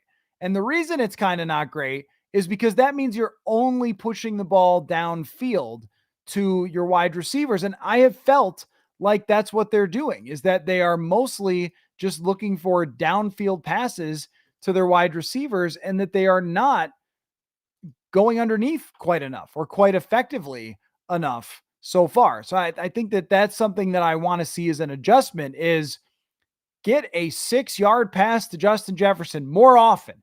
Devontae Adams is the king of this. Steal from him, put him in the slot, out, in, wide open, 8 yards, bang. And then you go out, in, and up, and the dude is wide open. They are making it harder on themselves sometimes than it needs to be. Zoomer Kev says Rodgers' talent is always scary. The NFL isn't a talent show, has an entire career of not meeting expectations. Man, you're just hating. That's just hate. He's one of the GOATs. You're not taking me there. Nope. He's had one of the most unbelievable careers in history. Super Bowl champion. No, we're not doing that. We're not calling Aaron Rodgers overrated. I mean, that's like when people used to call Derek Jeter overrated. You're like, what? Okay. No. We're not doing that. Is the faithful? I could be wrong, but this London game feels like a trap / letdown game. Well, which one is it?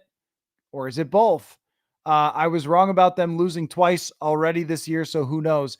The letdown game, I think, is the way I would lean toward it. I'm not sure. When you play one of the greatest quarterbacks of all time, I don't think it's a trap. Even if they're not playing great, you know who's playing for the other team. You know how good their defense is. This isn't playing against the Patriots. That would be a trap game where they're horrible and you just think you're going to cruise in there and win. I don't know that anyone thinks that about a team operated by Aaron Rodgers.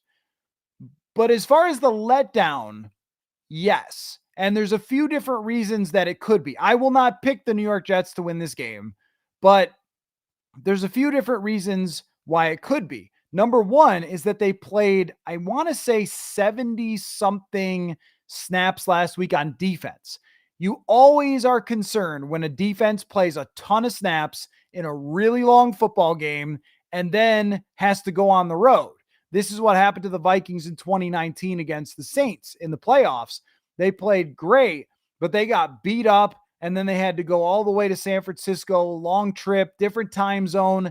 And San Francisco 2019 is better than this Jets team, but that's just a theory from watching, covering the league for a long time, is that it's really difficult to bounce back quickly when you've played 75 plays on offense or defense. It's just, I mean, I guess if you're doing it on offense, you had the ball a lot, but when you play one of those epics, one of those huge high scoring games, a lot of times there is on the other side of that a little bit of a stamina factor. You add in the sleep, you add in the travel, the missed time. There's something there to even the playing field a little bit. And there's also on the other side of this, you have a team in the New York Jets that's just got to be so angry. I mean, they have to be so ticked that they have played badly to start the season, that there's drama with Rodgers already. I mean, they've got to be infuriated. That's not really what you're looking for as far as a team to play. And Rodgers has not turned the ball over. And that's where the Vikings have really been thriving on defense, is taking the ball away. All those factors, I would lean toward there is a letdown game element to this. Yes. Let me scroll. You guys are really on fire tonight, and I appreciate that. Great to see everybody. Hopefully, I shouldn't ask for this now because maybe somebody's already asked it and I haven't got to it yet, but a fantasy football question would be appreciated, just for our friends at Underdog Fantasy. It's always helpful. So let's see. Randall says Vikings have turned it over on offense 7 times, pretty much as bad of a start as last year, but the defense has 10. And that right there, Randall, that's a little bit of the concern. If you're talking about, okay, what could unravel the Vikings over these next 3 weeks in these really big games against good quarterbacks, good teams, at least 1 or 2 good defenses mixed in. I think the Rams do have a good defense. Well, it's the fact that their offense has turned it over quite a bit. And if you're relying on your defense to take it away 10 times over 4 games, and that's going to be pretty hard to do. That's going to be 2000 Ravens type stuff. This will be the first time, and I don't know that Aaron Rodgers is not going to turn it over. I can't predict that. He might have the ball fly out of his hand. Rodgers is amazing at not turning the ball over. I think there was something like he's thrown 8 picks against the Vikings in his career of all the times he's faced them. I mean, it's not often that he gets picked off. I think the 19 game, the 16 game, he had a pick, but not many times. He's very good at protecting the ball. So when this team can't take it away, what do they look like? Do they look the same on defense when they have to stop the run, when they have to have longer drives and stand up in the red zone versus, well, they're just getting an interception, they're just getting a turnover? That's been so much part of it so far. Is the Faithful says they need to go out and crush the Jets like they did the Giants in the past. They would have let a team like the Jets play up to them when they shouldn't. Sometimes, yeah. I mean, the other thing about this is there's going to be a game around the corner at some point where it doesn't work out. And this might be it. It doesn't mean that they're a fraud or that the season is over. Sometimes that just happens where things don't go your way. Turnover battle doesn't go your way. Somebody fumbles a punt like last week and you lose a game you're not supposed to. I don't think we've quite reached the point that we did in 1998 with the Vikings when they outscored their opponents 570 to 200 something. I don't think we've reached that point where we could say any loss is the worst thing and you're a fraud. And like, if you know what I mean? Like we're not going to go insane over any loss that they have and try to judge it entirely on that one game, because it will happen. I just don't know when. They might get beat by the Lions. It might be the Rams. I don't know. They're not going undefeated, I don't think. So I don't want to put so much on this one game to say we get to decide if the Vikings are for real this Sunday. I mean, that sounds like a great wrestling promo, but probably a little unfair to evaluate it that way, or to say you're the same as you used to be. There's one a year for every team, no matter how good they are. How about Kansas City last year when they lost to the Raiders? And didn't the Raiders not complete a pass in the second half? Football's weird sometimes. I'm putting a lot on this because I think they should win. They should go to 5-0. And at that point, we could say, yeah, power rank them number one. But if they, I'm sorry. It was Jay Ajayi earlier that I was talking about was the running back. Great call by Daniel. I appreciate that. But just to finish the point, that this is one they should expect to win 100%. They should come home 5-0. They should be talked about as the best team in football. But I don't know if they lose the game that we have to go so far as to say, that's the real Sam Darnold regression I was looking for. That's this Vikings team I didn't believe in. We'll see how it looks, but we don't have to go that far with putting everything on this game. That's my point, especially when it's in London. I think that the game that I really looked at as that was against the Packers. To say if you can play against the Packers the way you did the previous couple weeks, then wow, okay, that means you could beat kind of anybody because they're getting their quarterback back. They're in Lambeau Fields, tough place to play, and they beat them. So I look at that as proving that this team should be talked about as a real contender, but they're going to lose one that we don't understand at some point. And this is a weird week that it might happen. Sean says against a porous run defense, I would expect dual work from Jones and Chandler. The Jets are a solid pass defense. Hammer them on the ground to slow them down. Their defensive line's just not the same. If only they could have Hassan Riddick, but they don't. Although he's more of a pass rusher, I guess. I just wanted to toss that in there because of how weird it was. Chandler needs to be in the game. I just don't really understand how it is that Ty Chandler could have 8 snaps last week. You are up 28-0 in that football game. Ty Chandler gets in, catches a screen, goes for 8 or 9 yards, and then never sees the field again. It's almost like any run that doesn't go for at least 5 yards, Kevin O'Connell takes it personally and just, I'm sorry, I can't run you anymore. That run didn't work. We got to go right back to throwing the ball 38 yards down the field. Ty Chandler's a really good player. He's proven that. He is exceptional with his speed. He could catch the football. He's blocked well enough this year when he's had a chance. But even if you only put him in on first and second downs and you put Jones or Ham out there, he's got to play. And that needs to be something that they really focus on because he is far too good to be sitting there for 8 snaps against a team like Green Bay when you're winning by that much and you lean on a player like Ty Chandler. Eric says, with the way Detroit runs the ball, I'd like to see them get a big run-stuffing defensive tackle. Yeah. I mean, they have 2 run stuffers that's their main job, for sure. But adding to how the toughest opponent is going to play to try to counteract them is not a bad idea. I personally look at defensive tackle as getting a guy who could create pressure on his own, because if this team could pressure with 4 all the time and not even have to throw anything complicated, imagine the things that they could do on the back end with their different coverages. If they could get someone who could create a penetration on the interior, that's how I've looked at that. But I don't think your logic is wrong that stopping the run game is something that still we haven't seen them tested on. And maybe we will this week and we'll have a better sense of that. That is an element of the game that I think opponents can potentially take advantage of with this team. And maybe if they do get run over, they'll look at something like that. Run stuffing defensive tackles shouldn't be as hard to find as someone like Dexter Lawrence or Jeffrey Simmons, who you guys want. Clifford said, if the QB was JJ McCarthy with the same stats and results, no one would be saying they were waiting for a letdown. Well, that is true, Clifford, but think of it this way. If you had a friend that robbed banks, okay, 5 years ago, he's out of prison, hanging out, and he was known for some of his criminal history.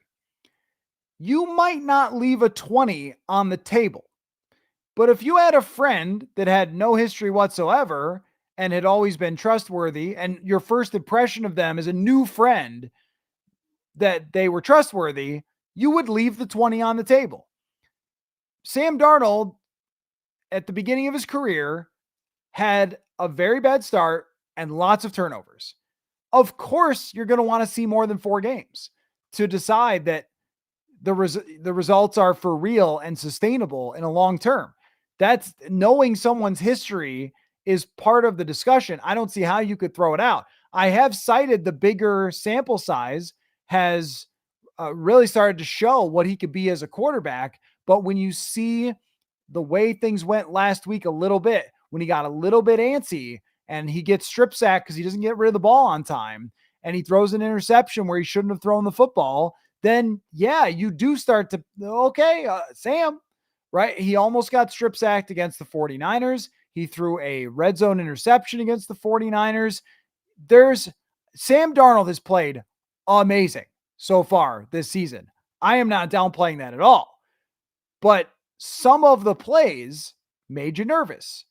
And is he going to become even more cautious and protective of the football?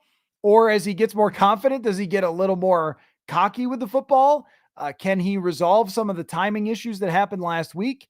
Does it always have to be a play action? Does it always have to be a screen pass to get him to be successful? Or can they do other straight drop back stuff where he's going to protect the ball? These are just questions to be answered along the way, because as we've kind of gone over, you just don't really know where something is going to go. You really don't know where a quarterback's performance is going to go. With Case Keenum, I mean, I learned this right away in covering this team. Case Keenum had this crazy game against the Bucs in, I think, week 3. And we all kind of laughed at it. Oh, this game is just so funny. This is hilarious. The Bucs gave up 369 yards passing. What the heck is going on? And he comes out the next week and he struggles against Detroit. They score 7 points. Okay, that's Case Keenum. This team's in trouble. They'll never dig their way out of this. And the second half of the Bears game, he comes in, wins the game for them. It still looked ugly. I think after that, they beat, Green Bay. It still looked ugly. They went over to London. It still looked ugly. And each week we said, this can't continue. And then the dude got hot and he started playing great. He beat Kirk Cousins in a shootout in Washington. He played great on Thanksgiving Day. And all of a sudden it was like, what? Is this guy actually good? And then he was, for the most part, until he wasn't in Philadelphia. It is a crazy hard thing to predict, but it does matter what's happened before for Sam Darnold, and it matters how they adjust and how they continue to improve on it, of whether they can actually continue it. All of that absolutely matters.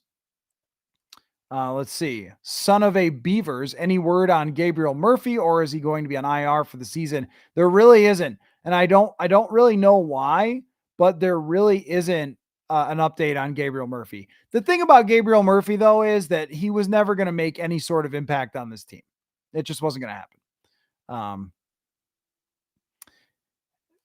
He's a player for the future for sure, but he was not going to be in the rotation or something like that. Same with Levi Drake Rodriguez. During training camp, we talked about it, and he looked great, and he's going to develop, but he wasn't somebody that was going to dictate where this season went. That's just development in camp. Tucker says Favre did the same thing. Rather have a gunslinger than a game manager. Well, I agree with you that I would rather have a gunslinger than a game manager, because I think putting the ball up for grabs is a successful strategy. Taking risks is, but let us not put Sam Darnold and Brett Favre into the same category. And really, if you know your Favre history, he was running a West Coast offense. Look at how many times he threw to Dorsey Levens. Look how many times he threw to Mark Chmura. How many times he threw to William Henderson. It was not all gunslinging. Brett Favre did a lot of game managing during his time. And then at his best years, he was doing a lot of game managing and then doing something crazy. That was how a lot of his games worked out, where it was shorter stuff. It was chunks down the field. And then let's take that big shot to Robert Brooks. That's the Favre I think of is running two backs in that West Coast split back formation, and he's checking it to Levins. He's checking it to Edgar Bennett. He's throwing it underneath and then rip. And that was kind of how it worked for him. And if Sam Darnold does the same thing, it could be great. But you could also throw 20 interceptions and be a Super Bowl quarterback back then. You cannot do that now. The teams don't turn the ball over enough to have that type of advantage. Let's see. Clifford, hero ball is second nature to quarterbacks that are good. I don't disagree with you. I don't disagree with you that it is second nature to quarterbacks that are good to try to play hero ball, and that a lot of them have done that. But at the same time, when you cite Mahomes, like look at Mahomes' turnover-worthy plays. He doesn't turn the ball over very much. And maybe he's done it a little bit more in the last few years, but he really doesn't. I mean, the best quarterbacks, yes, are going to be capable of using the cannon at the biggest times, but they also understand how to game manage situations. Look, that third down throw to Brandon Powell is not a good one.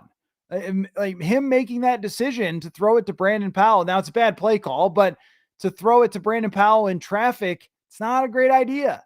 Like you have to have really, really phenomenal decision making. I like Sam Darnold's mentality to try to go win and to try to be a hero and try to make plays. But if there's one thing that concerns me, and I think that with the supporting cast and the play caller, that he can win a lot of games with this team. There's just that one thing in the back of my mind that goes, I don't think he balances it like Rodgers or like Mahomes. I think that sometimes he balances it like Winston, and you have to avoid that. So far he has, and he's done a very good job of it. But in turnover-worthy plays, he's 18th in turnover-worthy play percentage. If he lives in the top 20, I think he's okay. But if he falls below that, that's going to be an area where it's difficult to sustain success because you're not going to get all the turnovers on the other side. Marcus said JT O'Sullivan talked about that first drive throw. Not a good throw, but the defender was so close to the sideline that the quarterbacks sometimes mistake them for players on the sideline. Yeah, I watched that. That is a factor, but also look where Justin Jefferson is when he throws it. He's not open. Those types of decisions are the ones that he can't make. I will definitely reach out to JT, by the way, at some point, get him on the show. I think we all know that's a decision you can't make. Even if the guy wasn't standing there, it's a decision you can't make. And I also think we can do this with Sam Darnold now, by the way. Haven't we reached the point where we can talk about Sam Darnold for everything that has happened, which is the tremendous throws, the chemistry with Jefferson on deep balls, the exciting plays with his legs, the great leadership that he's shown, but also point out, hey, in the second half of that game, it was nearly given away in part because of the quarterback. And if Kirk Cousins had done the same thing, what would you have heard from me? And we need to now look at this like we expect you to win. So we're going to evaluate it the same way as we would a Kirk game. When we look back at it, we're going to say the good and the bad. We're not just going to say, okay, well, he's all great because we didn't expect it. All right, well, that was the last couple weeks. I'm past that. Now I expect him to be good going forward and not throw an interception in the red zone. That is deserving of criticism. And it's deserving of being worried about for the future. Is he going to keep doing that or resolve it? If he resolves it, this season could be unbelievable. If he keeps doing it, it might limit them a bit. And it will concern me the same way that Keenum did at times. Blowfish says, are you surprised the Vikings didn't add a team option for a second year with Darnold's contract? They didn't have that kind of choice. There were multiple teams that wanted Sam Darnold to play for them, including the Denver Broncos. So they didn't have some sort of option to do that when he had other one-year deals. And he also knew that if you sign a one-year deal with Justin Jefferson, throw it to him a lot, play great, you can earn a lot of money in the future. So I don't think that was ever an option. I shot you 99. The only way the Vikings lose any games the rest of the year outside the division is shooting themselves in the foot.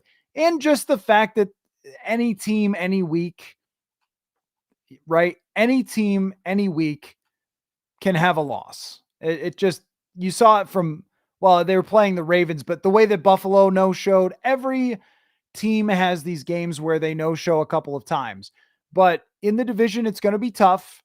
And I think that we're going to have to expect that there will be a game or two that they just don't play as well as this, unless we think that they're going to go 15-2, which I don't think. And they may prove me wrong and go 15-2. And if they do, then what a time we will all have. But there's going to be a few games that just don't go their way mixed in that we're surprised by. They have a few games that go on the road coming out of the bye. They've got, as you mentioned, it's not just the division games. It's LA on the road and it's Seattle on the road. I mean, we're getting a little ahead of ourselves to say they're going to run through those teams as well. Arizona's not a joke. So this is far from decided for this team. Zoomer Kev says, is Darnold better at learning the KOC offense than Cousins, or did KOC make the offense easier to learn? It's a good question. I would love to ask O'Connell that myself, like off the record, to know the answer. I think that it's probably a combination of both. That, well, one thing is too, have to understand with KOC, he is now in his third year doing this, not his first. And in his first year, I do feel like he tried to put a lot on them, where it was, I'm going to teach you guys the entire Sean McVay offense with all my new twists. And you got to think, somebody who's been in the league coaching for as long as he has, that he's had all these ideas brewing. And so he wanted to try maybe all of them. And also asked, I think, a little too much of Kirk early on. And yet, I mean, they won, 7 out of their first 8 games, and Kirk played really well. It's not like it didn't work out. It was similar to this, that they were winning a lot of games, only it was a little more comfort. But I think that Tang is probably right here, that Kirk had more leeway in the scheme. That might have been the case. I also think that, McCarthy is a factor in this, that they were probably trying to teach the guys an offense that also McCarthy could run if he had to. But, it's been a pretty complicated offense at times. I don't think it's insanely complicated, but there's a lot going on. He just, with Kirk, he put him in the shotgun over and over and over. And he said, just go throw and throw and throw. And they struggled at screens. The play actions weren't always great. That's where I think that O'Connell went into this offseason. This is what I mean by changing in year 3. I think O'Connell went into the offseason and said, I need to be better at screens. And Wes Phillips talked about this. I need to study everybody's screens, or my staff. I need to be better at play actions. I need to copy the 49ers for some of the stuff they do. I need to make life easier for my quarterback, because if I don't, then it's just going to be Sam Darnold trying to handle way too much. Digit says the Vikings have massive talent as offensive weapons, all 3 levels of the field. How does that not spell trouble for the NFL? Well, it already has spelled trouble for the NFL for sure. It has. And that, what you're saying right there, is really the reason that I thought that they would have a winning record, and I thought they would be better than Vegas, is because they do have a lot of talent.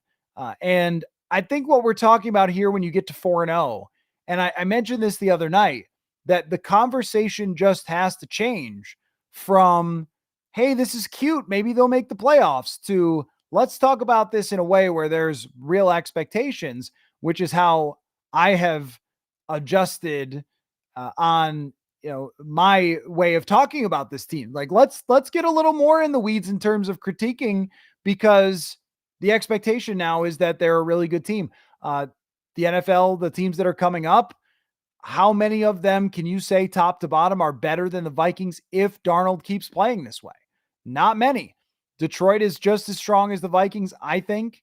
They kind of had their weird bad loss, but watch them the other night. Their defense, though, maybe not as good as the Vikings. I still don't think Aaron Glenn is great at his job, no matter how many times everybody tells me, Detroit fans, reporters, they write articles about him, and yet here they are just giving up a ton of yards to Seattle. So I think the Vikings do have a better defense, but I mean, there's teams on this schedule that are not going to be easy going forward. It is hard to find a team at the current construction in the NFC that is decidedly better, or that you can make an argument roster wise and the way guys are currently playing, that is just as strong as the Vikings, which is why they're 4-0. Let's see. Blowfishes love the Cashman sack against the 49ers. He drove out into the side of Trent Williams. Oh, yeah. Yep. He hit him on the hip. Yeah, they're using him in a different way, I believe, than he's been used before, where he was just, I mean, he is a missile that he is being shot all over the place on this defense. And that was one heck of a signing for the Vikings to be able to get Blake Cashman. Absolutely. I apologize for falling behind a little bit on the comments. You guys are still talking about Christian Ponder.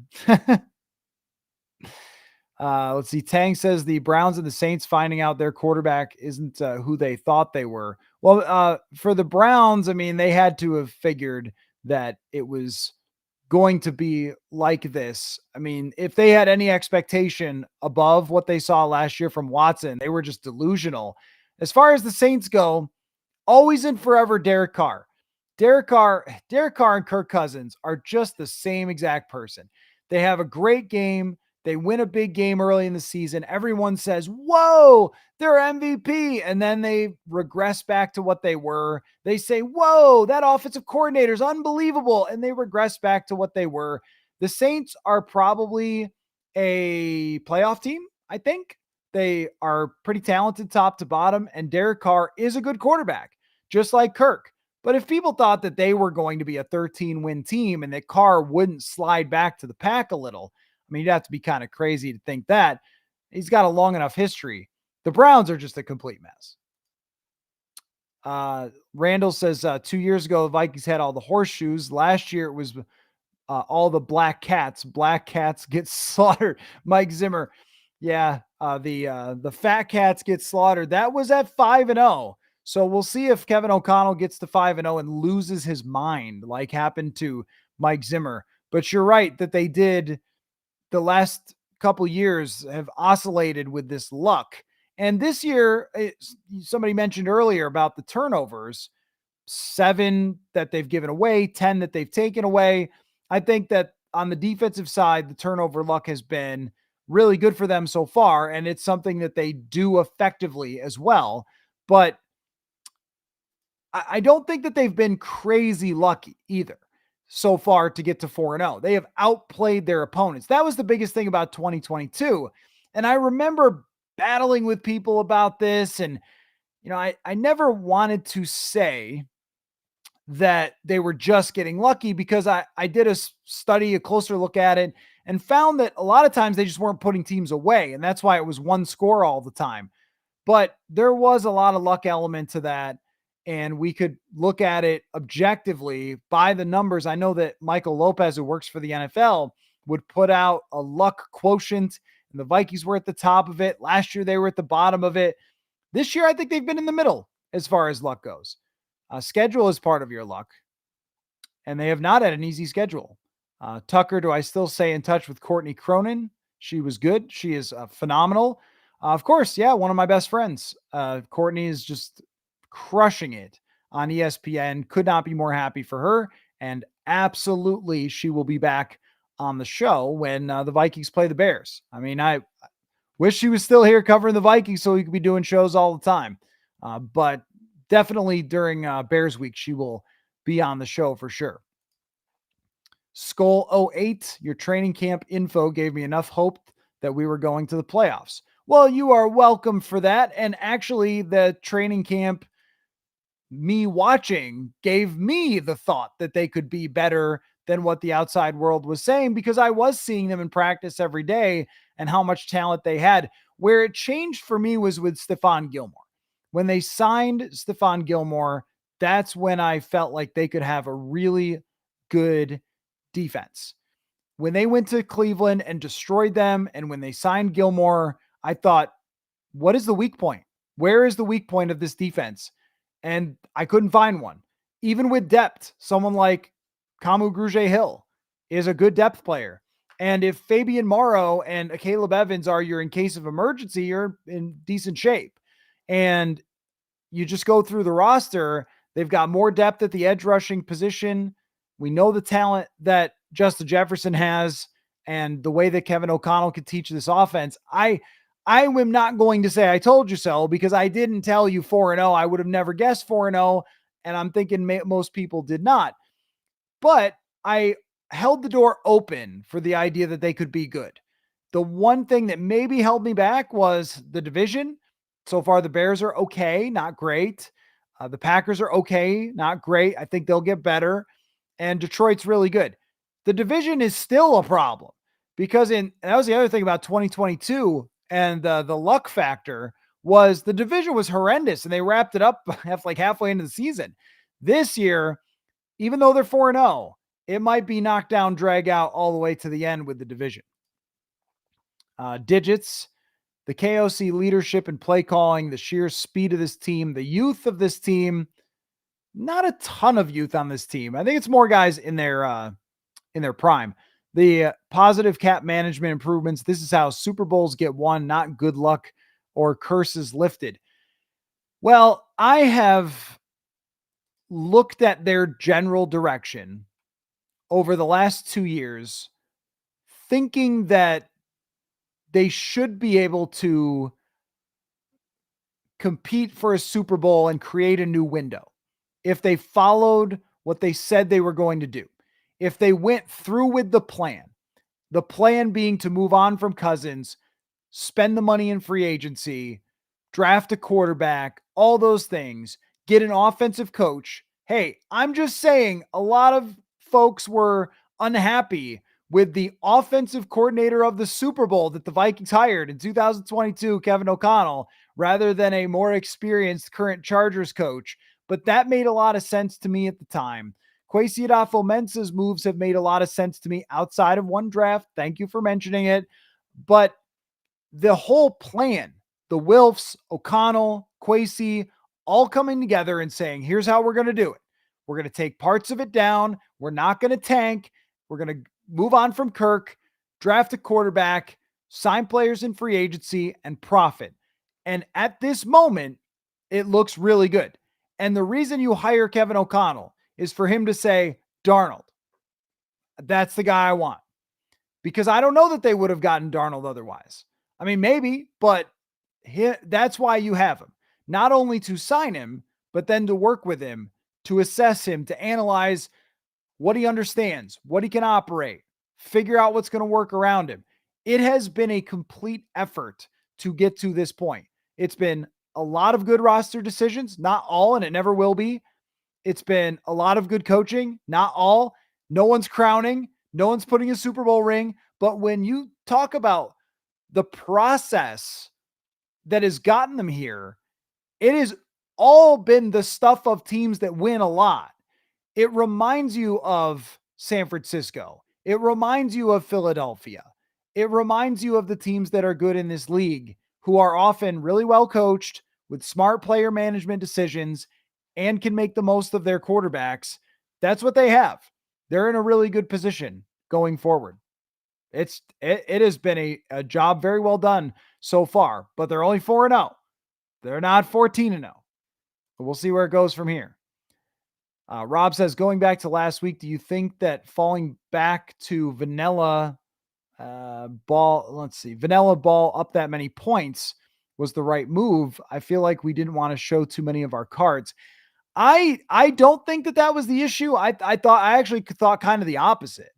I thought that playing vanilla football and handing the ball off, putting CJ Ham in the game, putting Josh Oliver in the game on 2nd down and 1 from the 20-yard line, and just being like, boop, hand off, plow up the middle, man, that would have won them the game easily. They're up 31-7 at that point. Sometimes this is actually what you're talking about is a little bit of my only criticism of Kevin O'Connell that has been consistent over the 3 years, is that some of you call it getting cute. I just say sort of leaning on the quarterback a little too much at times. Kirk always seemed to have to throw to 42 passes. And making it a little harder on yourself than it needs to be. Sometimes the simplest answer is the best answer. And I thought that they missed that a few times. And if you do it when you're up 28, that's fine. But you have to close out games where you're up 7. And too often in 2022, they didn't close out games where they were up 7. We blamed washed Dalvin Cook. We blamed Alexander Madison. But now you have Aaron Jones. Close out the game. Kerpluppy, as a fan, I've noticed a huge improvement in media. Have you noticed a change since Zimmer days in that climate? Was that a KOC personal goal? He seems to really care about fans getting to eat. Well, we haven't changed. I mean, I've done the same job the same way, and I'm sure that the guys from the Strib have. One of the things is that, I mean, accommodating, certainly Kevin O'Connell is as accommodating as it gets. I think it must have been last year, not this summer, but the summer before. I had an article I was working on about routes that Kirk Cousins threw the best, and had a chance to sit down with Kevin O'Connell in his office and talk with him for a half an hour about routes and just what routes quarterbacks can see and stuff like that. And he does that for everybody. I mean, he's available for all of us. I think that he answers every question, sometimes a little meandering if he doesn't want to really answer it, but long press conferences that'll answer every question. Same with Flores, same with Wes Phillips. I actually do think it's important to Kevin O'Connell to have the right message out to the fans that they want to get, and to answer the questions that they're asked. I believe he tells the players, or he has in the past, that he wants them to do interviews. He wants them to do media. He wants the fans to feel connected to the team. And part of that is just that O'Connell was in media for a little bit after his career, and he got a different perspective than almost any NFL coach ever will have before they go and do this. It does matter to him a lot. I don't think that we've changed much. I mean, you have a new Alec Lewis is a new writer for The Athletic, relatively new since KOC got here. He does a great job. Dane Mizutani taking over for the Pioneer Press. He does a great job. So there's a little new blood mixed in there, but I think it's really just that under KOC, think about how many weeks under Zimmer it felt like the building was burning down. It was a lot. All of them? Okay, no, not all of them. A lot of them. Even when they were winning, he would make it seem like the building was burning down. But Kevin O'Connell, how many weeks has it felt like the building was burning down? I mean, not many. Probably after they lost a few games with the backup quarterbacks, and they had to bench Josh Dobbs and went to Mullins.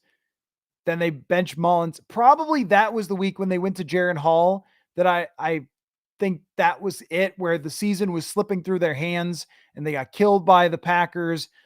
But even then, I didn't feel like O'Connell changed his tenor toward the media or changed his tenor toward his players really during that. And the fact that he has been able to guide them smoothly is, I mean, I think a huge asset for them. That's who he is. And it's reflected through our coverage, because it's a hell of a lot easier to write about stuff when people will talk to you, to tell you the truth. Minnesota Charlie says KOC created a culture where free agents want to be here. Yes, 100%. There's a huge value in the way that he has managed the team, and everybody finds out about that. Zoomer Kev says, I don't think it was 20 years ago. I bet Coller signed Troy Aikman to the Browns in 2K3 for Dreamcast last summer. Truly, you're right. You're right. There was no way I could have afforded a Dreamcast when I was a kid. Absolutely not. We did not have multiple systems at a time. It was, you would get one and they come out with a new one, but you're going to wait an extra year for the price to go down. And then we were going to get the new system. That's how it kind of worked. But there was no way I was going to have PS2 and Dreamcast at the same time. So, yes, it was fairly recently that I bought a Dreamcast and signed Troy Aikman to the Browns. You're right about that. I don't know if it was last year, but it was a few years back when I was in radio, when they gave me a show, when they made it, this is your show with your name on it. my present to myself was the Dreamcast. So it was probably 2019. It also shows you the kind of life I live. An extravagant vacation, a new car. Okay, the raise wasn't that big. But now I'm going to go get a Dreamcast and sign Troy Aikman to the Browns. What you see here is what you get, folks. This is what I am. Digits says, I predicted a 7-8 win season before the season, hoped for a 3-5 start. This team has so many elements and chemistry of greatness connected to it now. The team is not great yet. Yeah, I think that you predicting that was not crazy. That the thing about this team now, though, and I continue to kind of do the math on what they need to be from here, which is if you are 4-0 and you are a 500 team the rest of the way, well, there's an odd number of games. So, you know what I mean? If you're a 500 team the rest of the way, you're looking at an 11-win season. If you just are okay and you have ups and downs, you are still going to be a very, very good team the whole rest of the way. But at the same time, that sounds very attainable, and it certainly is with the talent and the veterans and the coaching they have. That's where I think they should be, is an 11-win team or better the rest of the way. At the same time, we just can't look that far ahead with any Vikings team and a quarterback that is not proven to have done this before. This week is really big for the swing of the math. If you go to 5-0 and that leaves you with 12 games left and you go 6-6 from there, you are in great freaking shape. And if you're coming out of it with 2 tough games, that's a good thing to have, because if you split them, you're still talking about being 6-1 after 7 games, which it was the 7 games that were the really tough section of the schedule. If you could go 6-1 in the first 7 games, that is mind-blowing. If they do not win against the Jets, then all of a sudden things start to feel a little different, because you can be 4-3 in an eye blink. Well, of course, there's a bye week mixed in, but you know what I mean. If they don't beat the Jets, then you start to feel like, okay, wait a minute, that huge cushion could disappear, because now you're facing the Detroit Lions, who are not afraid of US Bank Stadium. And then you're going out to LA on a short week. Traveling on a short week is hard. So you can't take your foot off the gas, and you can't have a loss here to a team that you're not supposed to lose to. 5-0 is different. 5-0, you could go back-to-back losses and still be in great shape. That's why this is kind of a swing game for that. Just thought of that today. Skol 08, was it Rick that used up all the cap space so we could never sign free agents? I feel like he was good at drafting good players, but not building a team. Well, sort of. It was really that guy who wore number 8 who made it all so complicated. And then the fact that they never drafted good defensive players. They drafted Jefferson and Darisaw, which is phenomenal. But after the 2015 draft, I think Metellus and Bynum are the only real players that Rick drafted that became anything. And Metellus had to do it after he was gone, and so did Bynum. If they had drafted better on defense, and it wasn't the Gladney, the Dantzler, guys like that they failed on, then maybe they would have been in better shape with the salary cap. But then they had to go out and spend money to sign guys like Delvin Tomlinson, or last minute signings like Bashaud Breeland. But the reason the Vikings, you make no mistake, the reason the Vikings signed Grenard, Van Ginkel, Cashman, Gilmore is because Kirk Cousins wasn't here anymore. They were able to do that. He still has a $28 million dead cap hit, but most of those contracts are pushed out into the future because the future doesn't include Kirk Cousins' cap hit. Gilmore was more of a 1-year contract, but the rest of them were multi-year deals pushed out into the future, other than Jones. And that's the way that they were able to spend the money. That's really what it comes down to. Is Rick Spielman probably could have signed Jonathan Grenard. Great freaking player, 12.5 sacks. Not that they don't deserve credit for the free agent signing. Really, they do. They do. And Darnold especially, that's been the biggest one, but all of them, are a product of Flores, a product of them knowing what they needed. But if Brian Flores comes to you and says, "Hey, I need Blake Cashman. I need him real bad," and you have a quarterback who's taking up 20% of the cap, well, sorry, man, we can't get you Blake Cashman. Could we get you? Look, Kamo Grugier Hill might have had to been the starter. Instead, he's a backup and is doing a great job. Christian says, what scenario do we run it back with Darnold next year? This is a question that is going to come up. In fact, I'm really impressed with you guys that it took this long to come up, but it will come up every single time we talk. And there's only one answer I can really give at this moment, is that we're going to have to see how this plays out, because there is a scenario for sure where they have to bring back Sam Darnold. But also, what was I just saying about the cap space? It's really important that they are able to still spend on this roster, because Gilmore is on the older side. Smith is on the older side. Both of those guys may retire after this year. And then you're looking for replacements, and you're going to want to add to the defensive tackle. You're going to want to add to potentially the offensive line. There's Cam Bynum's a free agent. You might have to pay him. They already paid Harrison Phillips for next year. There's a lot of factors that go into it. The bar has to be extremely high. It really does. I don't know if it has to be Super Bowl, but it has to be extremely, extremely high. Let's see. Life is about the odds says Kaepernick, Garoppolo, Keenum all led their teams to Super Bowl or NFC Championship, only to be replaced quickly. Don't forget Carson Wentz too, because they couldn't scale up when the games count. It's early for Sam. Well, yeah, I mean, Jimmy Garoppolo, that's tough on Jimmy Garoppolo. Like, he misses one throw. His defense can't get a stop on, what was it, 3rd and 26 or something? Tough. Garoppolo played really well. I think what happened with Garoppolo was he had some limitations, but also he just got injured a ton. And they couldn't keep going with that. And it really hurt his play with Jimmy Garoppolo. But yeah, I mean, to your point, yes, it is still very early for Sam Darnold. And that's why I don't really want to go to the point of like talking about, well, what's he going to do to come back next year? I'm not really sure, because it's so early. If we're talking about a 13-win season, they win the NFC, and the guy goes into playoffs and throws for 320 yards and wins a playoff game, I mean, that's going to be pretty hard to move on from to JJ McCarthy. And then that's where you're maybe using the franchise tag or something.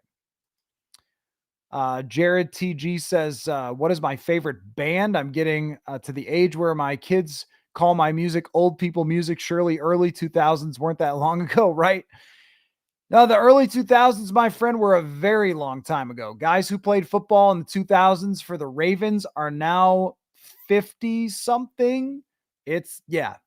We're you get it. It happens fast. You're cruising along. You think you're pretty young. And then all of a sudden, the kid of some player you really loved is getting drafted. And you go, man, what the heck happened? And the music thing works. That goes even faster. There was something where they had maybe basketball players. They played them songs from the 2000s, NSYNC, Britney Spears, the biggest artists, and they had no idea what they were. Understandable. I don't have a favorite band. I play the guitar, as you guys know, so it's a lot of favorite guitar players. I liked hip hop in the 2000s and late 90s, so I've got favorite artists there.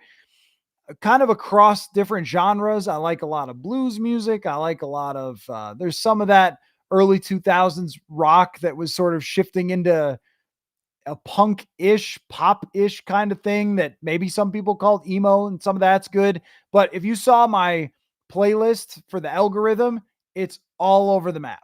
It's shredding guitar players to DMX to BB King. It's everywhere. So that I have a lot of different interests when it comes to music. Usually just excellence is what I'm looking for. But you're right. Yep. Old people music. That is what we are into, sir. Embrace it. Just embrace it. Let's see. Whew, we've been rolling along here. I haven't even cracked open a soda at this point. That's how into this we are, folks. This has been a really fun conversation. Probably, I'm trying. See, you guys have been so active tonight. I haven't even been able to get to the bottom of this. Normally, we're rolling along. I get to the bottom. I say, okay, great job, everybody. We'll see you tomorrow. But you guys have been on fire tonight. Let's see. Zoomer Kev says nothing made me believe in Darnold more than hearing Jets fans say it was impossible for him to be a good quarterback. See, I heard the opposite. I really did. I heard the opposite from everybody that was around or connected to him in some way. So a good friend of mine is a lifelong Jets fan and just is the saddest Jets fan in the entire world. And when the Vikings signed Darnold, the note that I got, the text that I got was, he's probably going to be great for the Vikings. And then last week, after he throws 3 more touchdowns and they're 4-0, the text I got from the same person is, I'm not surprised Darnold's good for the Vikings. They knew the talent that he had in New York. There were way more downs there than there were Carolina, where it was kind of that 2021 season.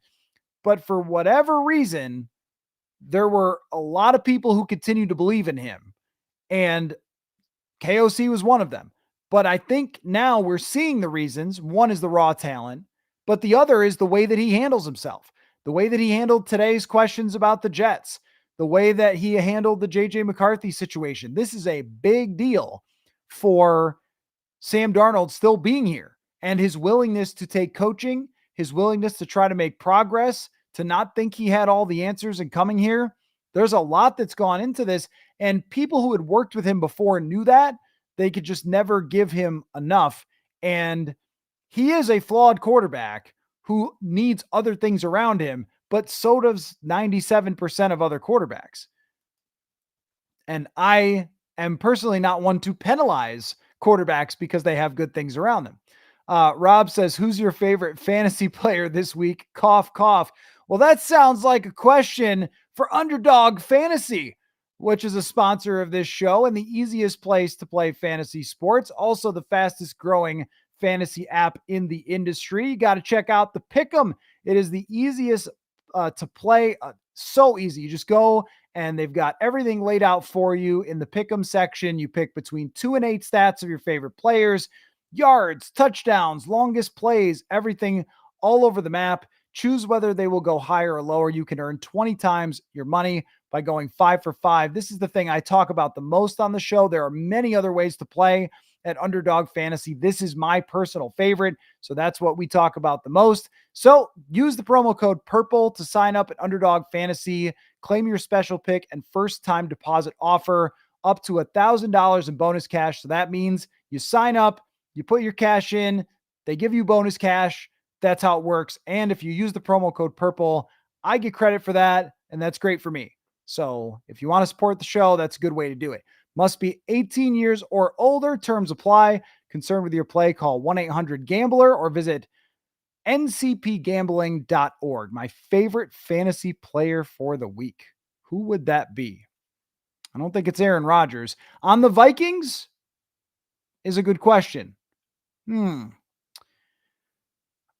would be? I mean, Justin Jefferson's always the answer, but does this feel like a big nailer week? I think, you know what? I'll go with that. This feels like a big Jalen Nailor week because there's going to be so much emphasis on Justin Jefferson from Sauce Gardner. Oh gosh says, is A-Rod in your top 5 quarterbacks? Personally, not mine. Top 5 ever? No, I don't think so. I don't think he would be in the top 5 ever because, I mean, you have to put probably Bart Starr as ahead of him. And I think a lot of people would put Favre ahead of him. And I could buy into that as Favre being a better quarterback than him. Steve Young, Peyton Manning, Tom Brady. Yeah, of course. Of course, there are other quarterbacks historically that go ahead of him. The top 5 that I have watched since becoming an adult, yeah, he is. It's probably Brady, Manning. I would put Rodgers ahead of Breeze at his absolute best. And, well, I said since I've been an adult, Favre, I guess, kind of counts because through my childhood and into adulthood. The Vikings Favre was better than a lot of Rodgers seasons, but you just can't take away. You can't take away from how great he was. No, he's not. He is not better than Peyton Manning. He's not better than Joe Montana. He's not better than Tom Brady. Maybe Marino, but he has a Super Bowl that kind of does matter a little bit for making our case. No, I don't think he's a top 5 quarterback, but I mean, we're really splitting hairs at that point when we're talking about his greatness. I mean, if anybody knows how great he is, it's you guys. I mean, you are the ones that watched him smoke this team and give this team all sorts of problems for so many years. But my question is, are you still afraid of him because of that? And I think the answer has to be yes. It has to be that you're still concerned that Rodgers will come out this week and light it up, kind of like he did a little bit against the New England Patriots, because they are in peril in New York. And a lot of times during Rodgers' career, not all, but a lot of times it was back against the wall, the RELAX. That's when he shows up and comes up with some crazy stuff and ends up winning a game. He has done that many times. So I don't think he is somebody that you can just go, oh, well, he's kind of washed now. Just when you think it's over. How about Brady coming back and making the playoffs that one year? We all thought it was over. JP says this can be a trap game. Their defense is really good. Kevin is starting to be too pass happy like last year. Screens are working. Went ahead. She used that more like Shanahan. I think the reason it's not a trap game is because, at least this is the way I look at trap games, is when it's not just being favored, but favored by a lot. Favored by, oh man, you should easily win. You should, blow right through this team and then on to the next one. Maybe the fact that they've been talked about so much could be part of it. And maybe the fact they have a bye week. So you're looking ahead. Everybody could go on vacation, take a little bye week, but they have Aaron Rodgers and they have a top-notch defense. So it's not that you're playing a team that just has no talent. That's why I don't look at it like it could be a trap game, really. More of a letdown, but not so much of, well, this team, they should just steamroll them. And I'm not looking at it that way. Like when, was it 2019 against the Broncos, where they let the Broncos were horrible and they were starting Brandon Allen and they let them get up 20-0 and had to come back. That was a trap game. The Broncos were terrible that year and they let them just jump on them. The Jets are way better than a lot of the bad teams. Or Buffalo 2018. Sean, we're at the beginning of November, 6-1, 7-1, 8-0. Then you're in your prime to capture the division at the top spot. And then if the price is right, you're talking about trading for people. If the price is right and the chemistry is good, it's more conducive to make the big trade. Yeah, no, a good point. Yeah, good point. With all of the numbers, you were to 6-1, 7-0, that kind of thing. I got confused. But yes, to what you're saying is, if they walk out of the game against the Rams, that would be 6-1, right? If they walked out against the Rams 6-1, then you have to look around and you have to consider anybody who might be available that could help you potentially win a Super Bowl at any position. I think running back, defensive tackle, corner, there's guard, anything it takes. Try to win. Go for it. If that's your record, then go for it. Cuzzo, does the short game return when Hockenson is back? I think so, yes. I do think, and Sean adds the same thing, how big is Hockenson for that mid to lower range of the offense? Yeah, I mean, 100%. I think that TJ Hockenson will make life easier on Sam Darnold for the underneath passing and that quick, just drop back, it's there, and not have to try to push the ball down the field. The chemistry between Hockenson and Cousins was pretty wild. I mean, they were really good with each other, but I think Hockenson makes everybody better.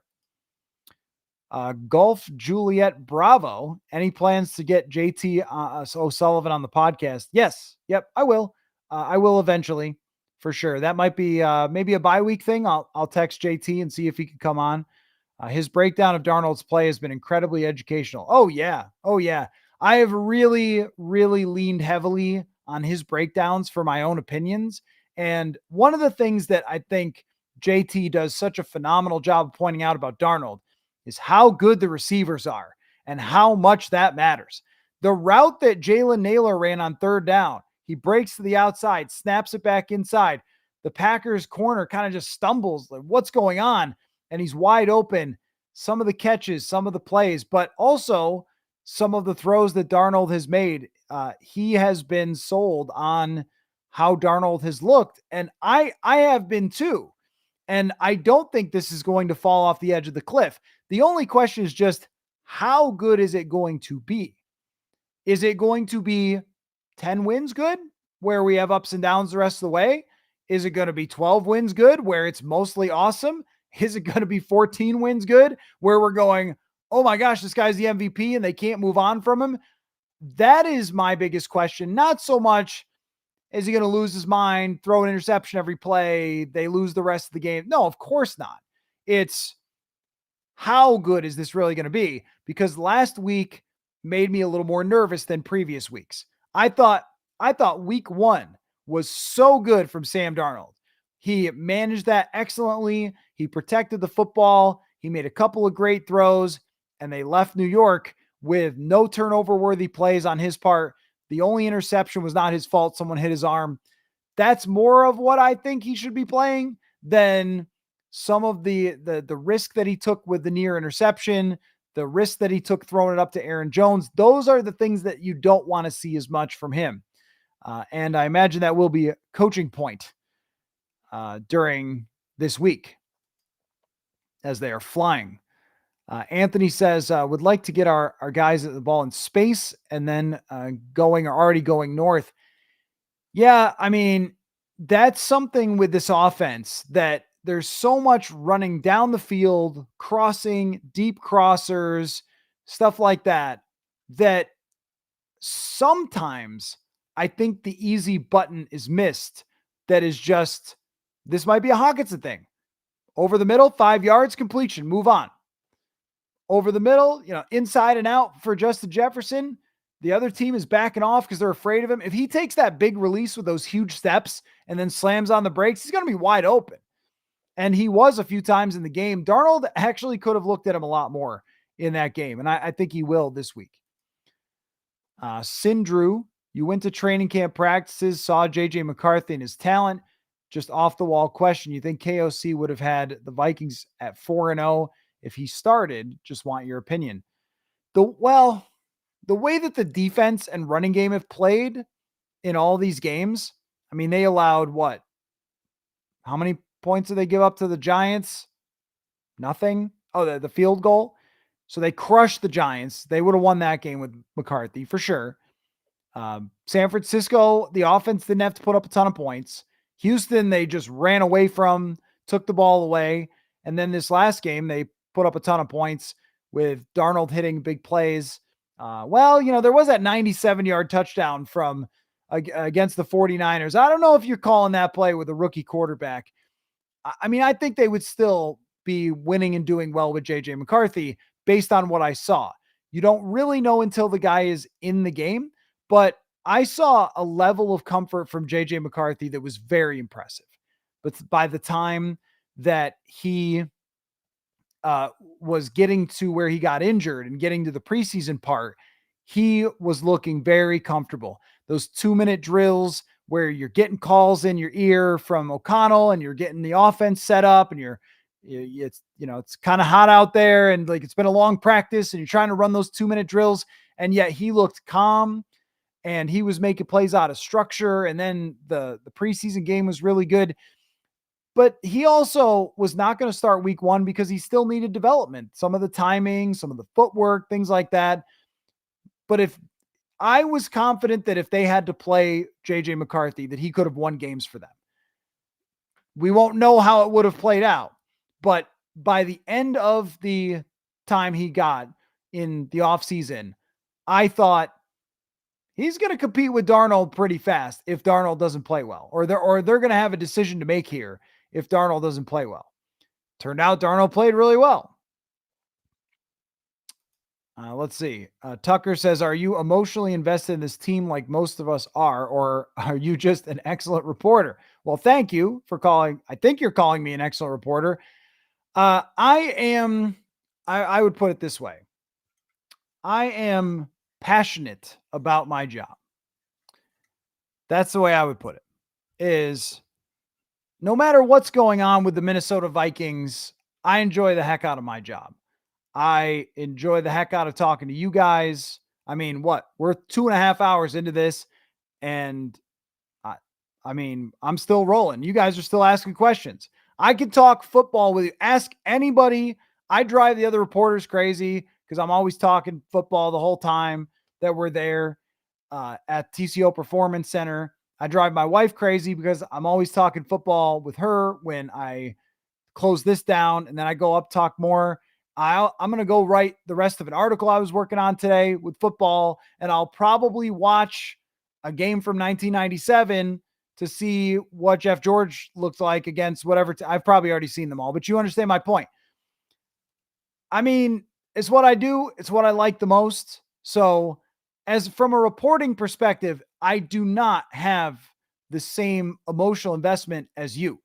This is why I do what I do, is I think reporters are kind of trained from the outset or have the mindset to objectively analyze things.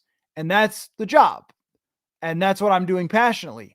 But most of you have cared so deeply about the Minnesota Vikings for your entire lives. A lot of you grew up with your family members, your parents, your grandparents, your brothers, sisters. You went to games, you watched them, you tattooed a Viking helmet on your leg or something. Like, it matters a lot. Your tailgates, your trips that you've gone on, the memories around this team that are so deeply ingrained in who you are. That's not me. And it's not because I'm not from here. It's just not me with anything. Like, I don't really have that, which I think puts me in a good position to talk about it, because when things happen, what I'm trying to do is to give you the most reasonable view on it, the most objective view. So just for example, good to have your old guy here when people were trying to trade Justin Jefferson this summer.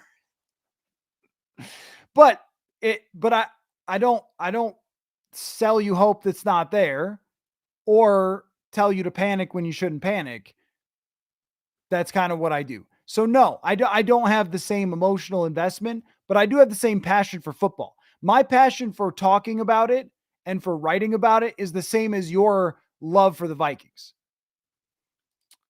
Kerpluppy, rate my fantasy trade Devin Achane for Joe Mixon. I guess I'm wondering which side of that you were on. I guess you traded Achane for Mixon then. Well, Mixon's going to come back from his injury. He's going to run a lot. I like it. You should play Underdog Fantasy and use the promo code PURPLE. Mixon was doing great before he got injured. He'll be fine. That the sprain's a little bit concerning, but I think it's a good pick. They're going to run the ball, I think, more effectively when he comes back. Sean says, fantasy question, do you take TJ Hawkinson his first game back? Oh, 100%. I mean, anything TJ Hawkinson. I was talking about this because Mike Shope, who does the fantasy show with me each week, a little under the weather, so we're going to record tomorrow morning. But we talked about this last week, that TJ Hawkinson is a great fantasy pickup when he comes back. He's going to get the football, I think, a lot. Blowfishes says, we don't know if Chandler has run the play as it was supposed to be run, I guess. Yeah, you're right about that. There is a reason that they do not seem to trust him. Sorry, I need a drink of this Diet Coke. I didn't buy Diet Dr. Pepper this time. 2.5 hours in, I do need a little sip here. The price of sodas shot up. So, I got to get whatever's on sale. That's what we call living on the edge, folks. Golf Juliet Bravo says, as the schedule sits, the toughest tests look like the two games against the Lions, Seahawks game, and the Packers game. We shall see which team is resting their starters for the playoffs on January 5th, or if they're fighting for playoff position for both of them, which very well could end up happening. But it is an easier schedule the rest of the way, but I don't believe it to be an easy schedule the rest of the way. The light part comes right after the Rams, who I can't downplay that game. I think that game belongs on your list. Who is coaching them?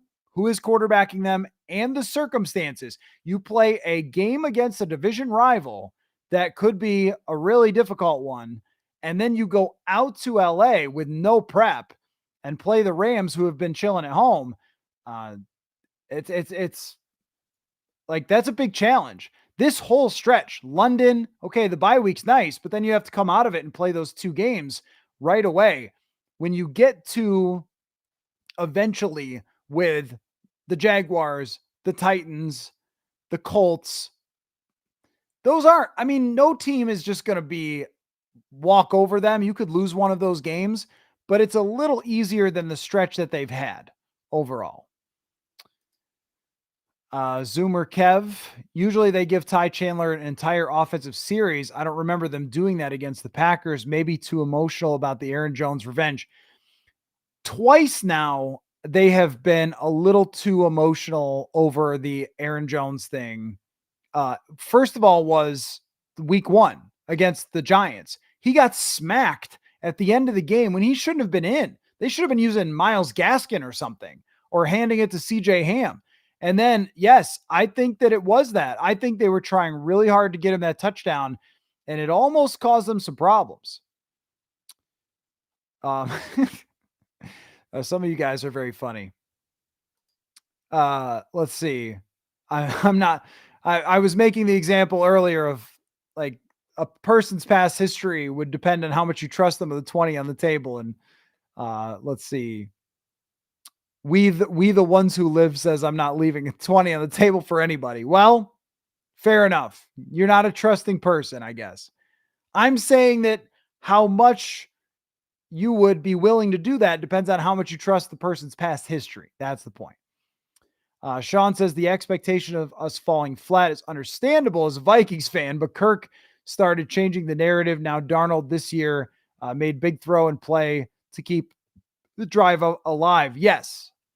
What he's done so far when they've needed is come through for sure. They have. Same person. WTF, this dude talking so much ISH, which means something else. Sam is going to ball again. Well, that's kind of the point, right? Is that it's not ISH that's being talked about. It's, let's look at every part of what's happened so far and think about what parts of it have gone well, what parts of it are concerning for the future, for this stretch going forward, what we think can be sustainable about Sam Darnold's play. All of that is what you do here, right? Talking about football. But I think if you watch that game back, especially on tape, and you don't have moments of saying, okay, that's something that can't keep happening because you're not always going to be up 28 points. I don't know how anyone could not say that about that game against Green Bay. Mike Sports Vibes, Sammy D swag is different this season. Yeah, I don't know. He's a hard one to put a finger on because he doesn't show a lot of emotion. He is a very chillaxed type of person. So you don't see huge jumping up and down, going crazy or anything like that from Sam Darnold. He's very kind of even. And the way he's talked about is like that. Like he's very, very calm. And he was very calm in the biggest moments. And we even saw that. Remember, he was really bad in that 2021 game against the Vikings and then just led a 98-yard touchdown drive or something. He doesn't seem to have a struggle with the pressure within a game of the situation. We haven't seen him too much in those spots, but he has been good in those spots. Sindru says, when do we stop saying Sam has old tendencies to do X, Y, Z? Every quarterback has dumb moments. So many more weeks until Darnold is not compared to the extremely young quarterback he used to be. Well, he wasn't extremely young in 2021 or probably in 2020 either, where he had a good amount of experience in those 2 seasons. And even in 2022, one of the games that he won, he went 5 for 15 with 2 picks. I mean, you just can't eliminate what happened before.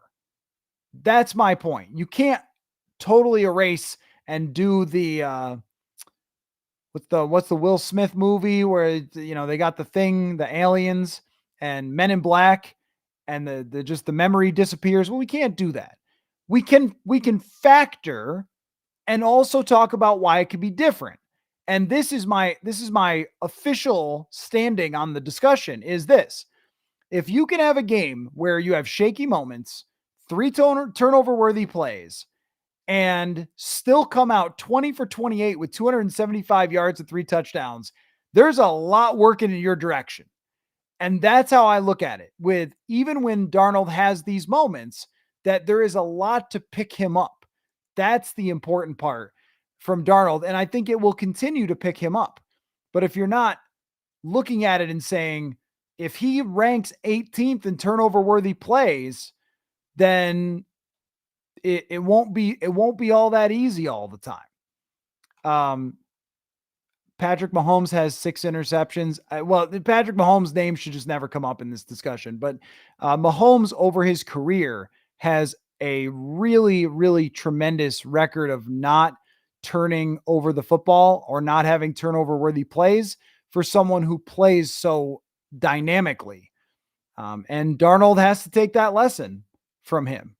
But yeah, I mean, Pat, there really is no lesson to take from Patrick Mahomes because he's so much different than everybody else in the entire NFL. Sean says, which quarterback is easier to teach? I think tendencies is harder for Kirk to overcome playing conservative versus Darnold making a shutdown play or throwaway. I do think Darnold's ball makes it easier. Yeah, I mean, it is such a delicate thing to walk. It is the hardest thing for quarterbacks. When to be aggressive, when to go for it, when to take a shot. How many times are you saying with anybody, how many times are you saying any quarterback, no, don't throw. Oh yes, what a great play. And you're going to have that with Darnold sometimes where he takes a risky throw, somebody makes a great play. And I agree with you that I would rather watch someone play aggressively and fun and run around and make some plays and throw into traffic and take shots than I would watch someone check down to the fullback in a big situation and go 3 and out. Certainly, there is a line to that Darnold, I think overall, over a 4-game sample, has been tremendous at walking. It was only this last game through 1 quarter where he kind of tweaked out at times a little and had some Darnold moments. But if he plays the rest of the season with this ability to take what's there for him and then take his shots the same way he did through 4 games, they are going to win 13 games or more if he continues to do it this way. Melkai says run heavy game plan this week. Probably will be. And then work off the play action. Ty Chandler, use him. You can do it. When will Will be back on? Will's schedule has changed a little bit. Will Raggets, favorite of the show, but he will be soon. I will let him know that you asked. Maybe bye week? We'll see. I don't know what his plans are, but it's just a little bit different with his work schedule. So I haven't done the same exact thing as we did in years past, but will definitely be on. Yep, for sure. Sean says, I love KOC, killer instinct, burying teams versus Zimmer. Let's run the ball, burn clock. All depends. Because in 2019, or even 2017, if they got up in a game, it was over. It was over in 2017. That's what you want. You want to make it over if you get up in a game. And with the defense that they had, Zimmer trusted them. They played field position. And if you run the ball, if you have a great defense and you run the ball and you run the clock down and you punt it all the way to the other end of the field, it's hard for the other team to come back. Always and forever, no matter what, it's hard for the other team to come back. And if you throw passes and turn the ball over and get it strip sacked, it's a lot easier for the other team to come back. So I think there's another delicate dance, and I think that they were two of the extremes. But I don't remember when Zimmer had good defenses. I don't remember too many times that they had leads and then just blew them in those games. It was really only when he tried to play that way when they didn't have the same defense. So this is a point to be made. In 2022, I guess they did have to try to stay aggressive because they couldn't run and they didn't have a good defense. But now they can run and they do have a good defense. So adjust accordingly. Golf Juliet Bravo, 3 legit weapons. Hawkinson coming back. Jones, Chandler. This team is extremely well-rounded. They are. This, as far as a group of weapons, I don't know if there's another team in the NFL that has this many great weapons. I mean, they're San Francisco when they're healthy, but they're almost never healthy. Brandon says, my fear is that the Vikings make a deep playoff push, then extend Darnold. They need to miss the playoffs or win the Super Bowl. Well, yeah. I mean, I guess, yeah. Look, that's just a hard one because if Sam Darnold goes 13-4, wins a playoff game, and they are in the NFC Championship, I don't see how you don't franchise tag him and bring the roster back. Now, I agree with you that it's hard to repeat the same thing for multiple years in a row. It was hard with Cunningham. It was hard with Favre, and they didn't try it with Keenum, but it would have been hard with Keenum. The difference is that Darnold might actually be this good. Now, I don't think we can front office brain ourselves so much to the point where we're saying, well, you got to get rid of him if he gets them to the playoffs but doesn't win enough. But there is a level of performance and projection that you would have to take into account because we don't know for sure if JJ McCarthy can play. I think he can, but I don't know for sure. And if you're talking about a team with all sorts of veteran star players, it's hard to then tell them, sorry, we're going to the other kid. You would much rather be in position to have both of them for next year if it goes that well. And then if Darnold gets hurt, then McCarthy comes in. And if McCarthy waits 2 years, that's okay. He will then be the ripe age of 23 when he finally plays. But you can use the franchise tag if you have to, or negotiate a 2-year deal with him to try to get him back. It's complicated. It is a complicated issue that we're not there yet, but it may end up becoming a conversation for sure. Danny says, what's the Jets line skill level? If we don't put pressure on Rodgers, I think a smart quarterback could tear us up. It hasn't been good, which is part of the reason he's throwing the ball all the time. Their run blocking, I think, has been okay, except for last week, but their pass protection has not been great. Let's see. Well, we have gotten to the point where now I'm running low on voice. And I've got a lot to do for tomorrow. A lot of podcasts actually tomorrow. Mike Sando is going to come on the show from The Athletic, as well as we're going to have Will Parkinson turn on the Jets and the fantasy show with Mike Shope. So 3 different shows for tomorrow. And then guess what? Tomorrow night we'll be live with Manny Hill, and we will be kind of giving our official predictions about this game and our biggest factors. And he's going to pick his favorite Jets players. So if I missed your comment, I apologize. There's a lot of them tonight. They're great. Love the conversation. I always plan on an hour and a half, and look where we are into this live stream. So thank you guys so much for all the great conversation. But if I don't wrap now, I will not have voice for several different shows for tomorrow. So I really appreciate all the fun from you guys, and can't wait to get back and talk to you guys again tomorrow with Manny Hill, probably 7:30 tomorrow night. So thank you again, and we will catch you all later. I appreciate it. Take care, everyone. Football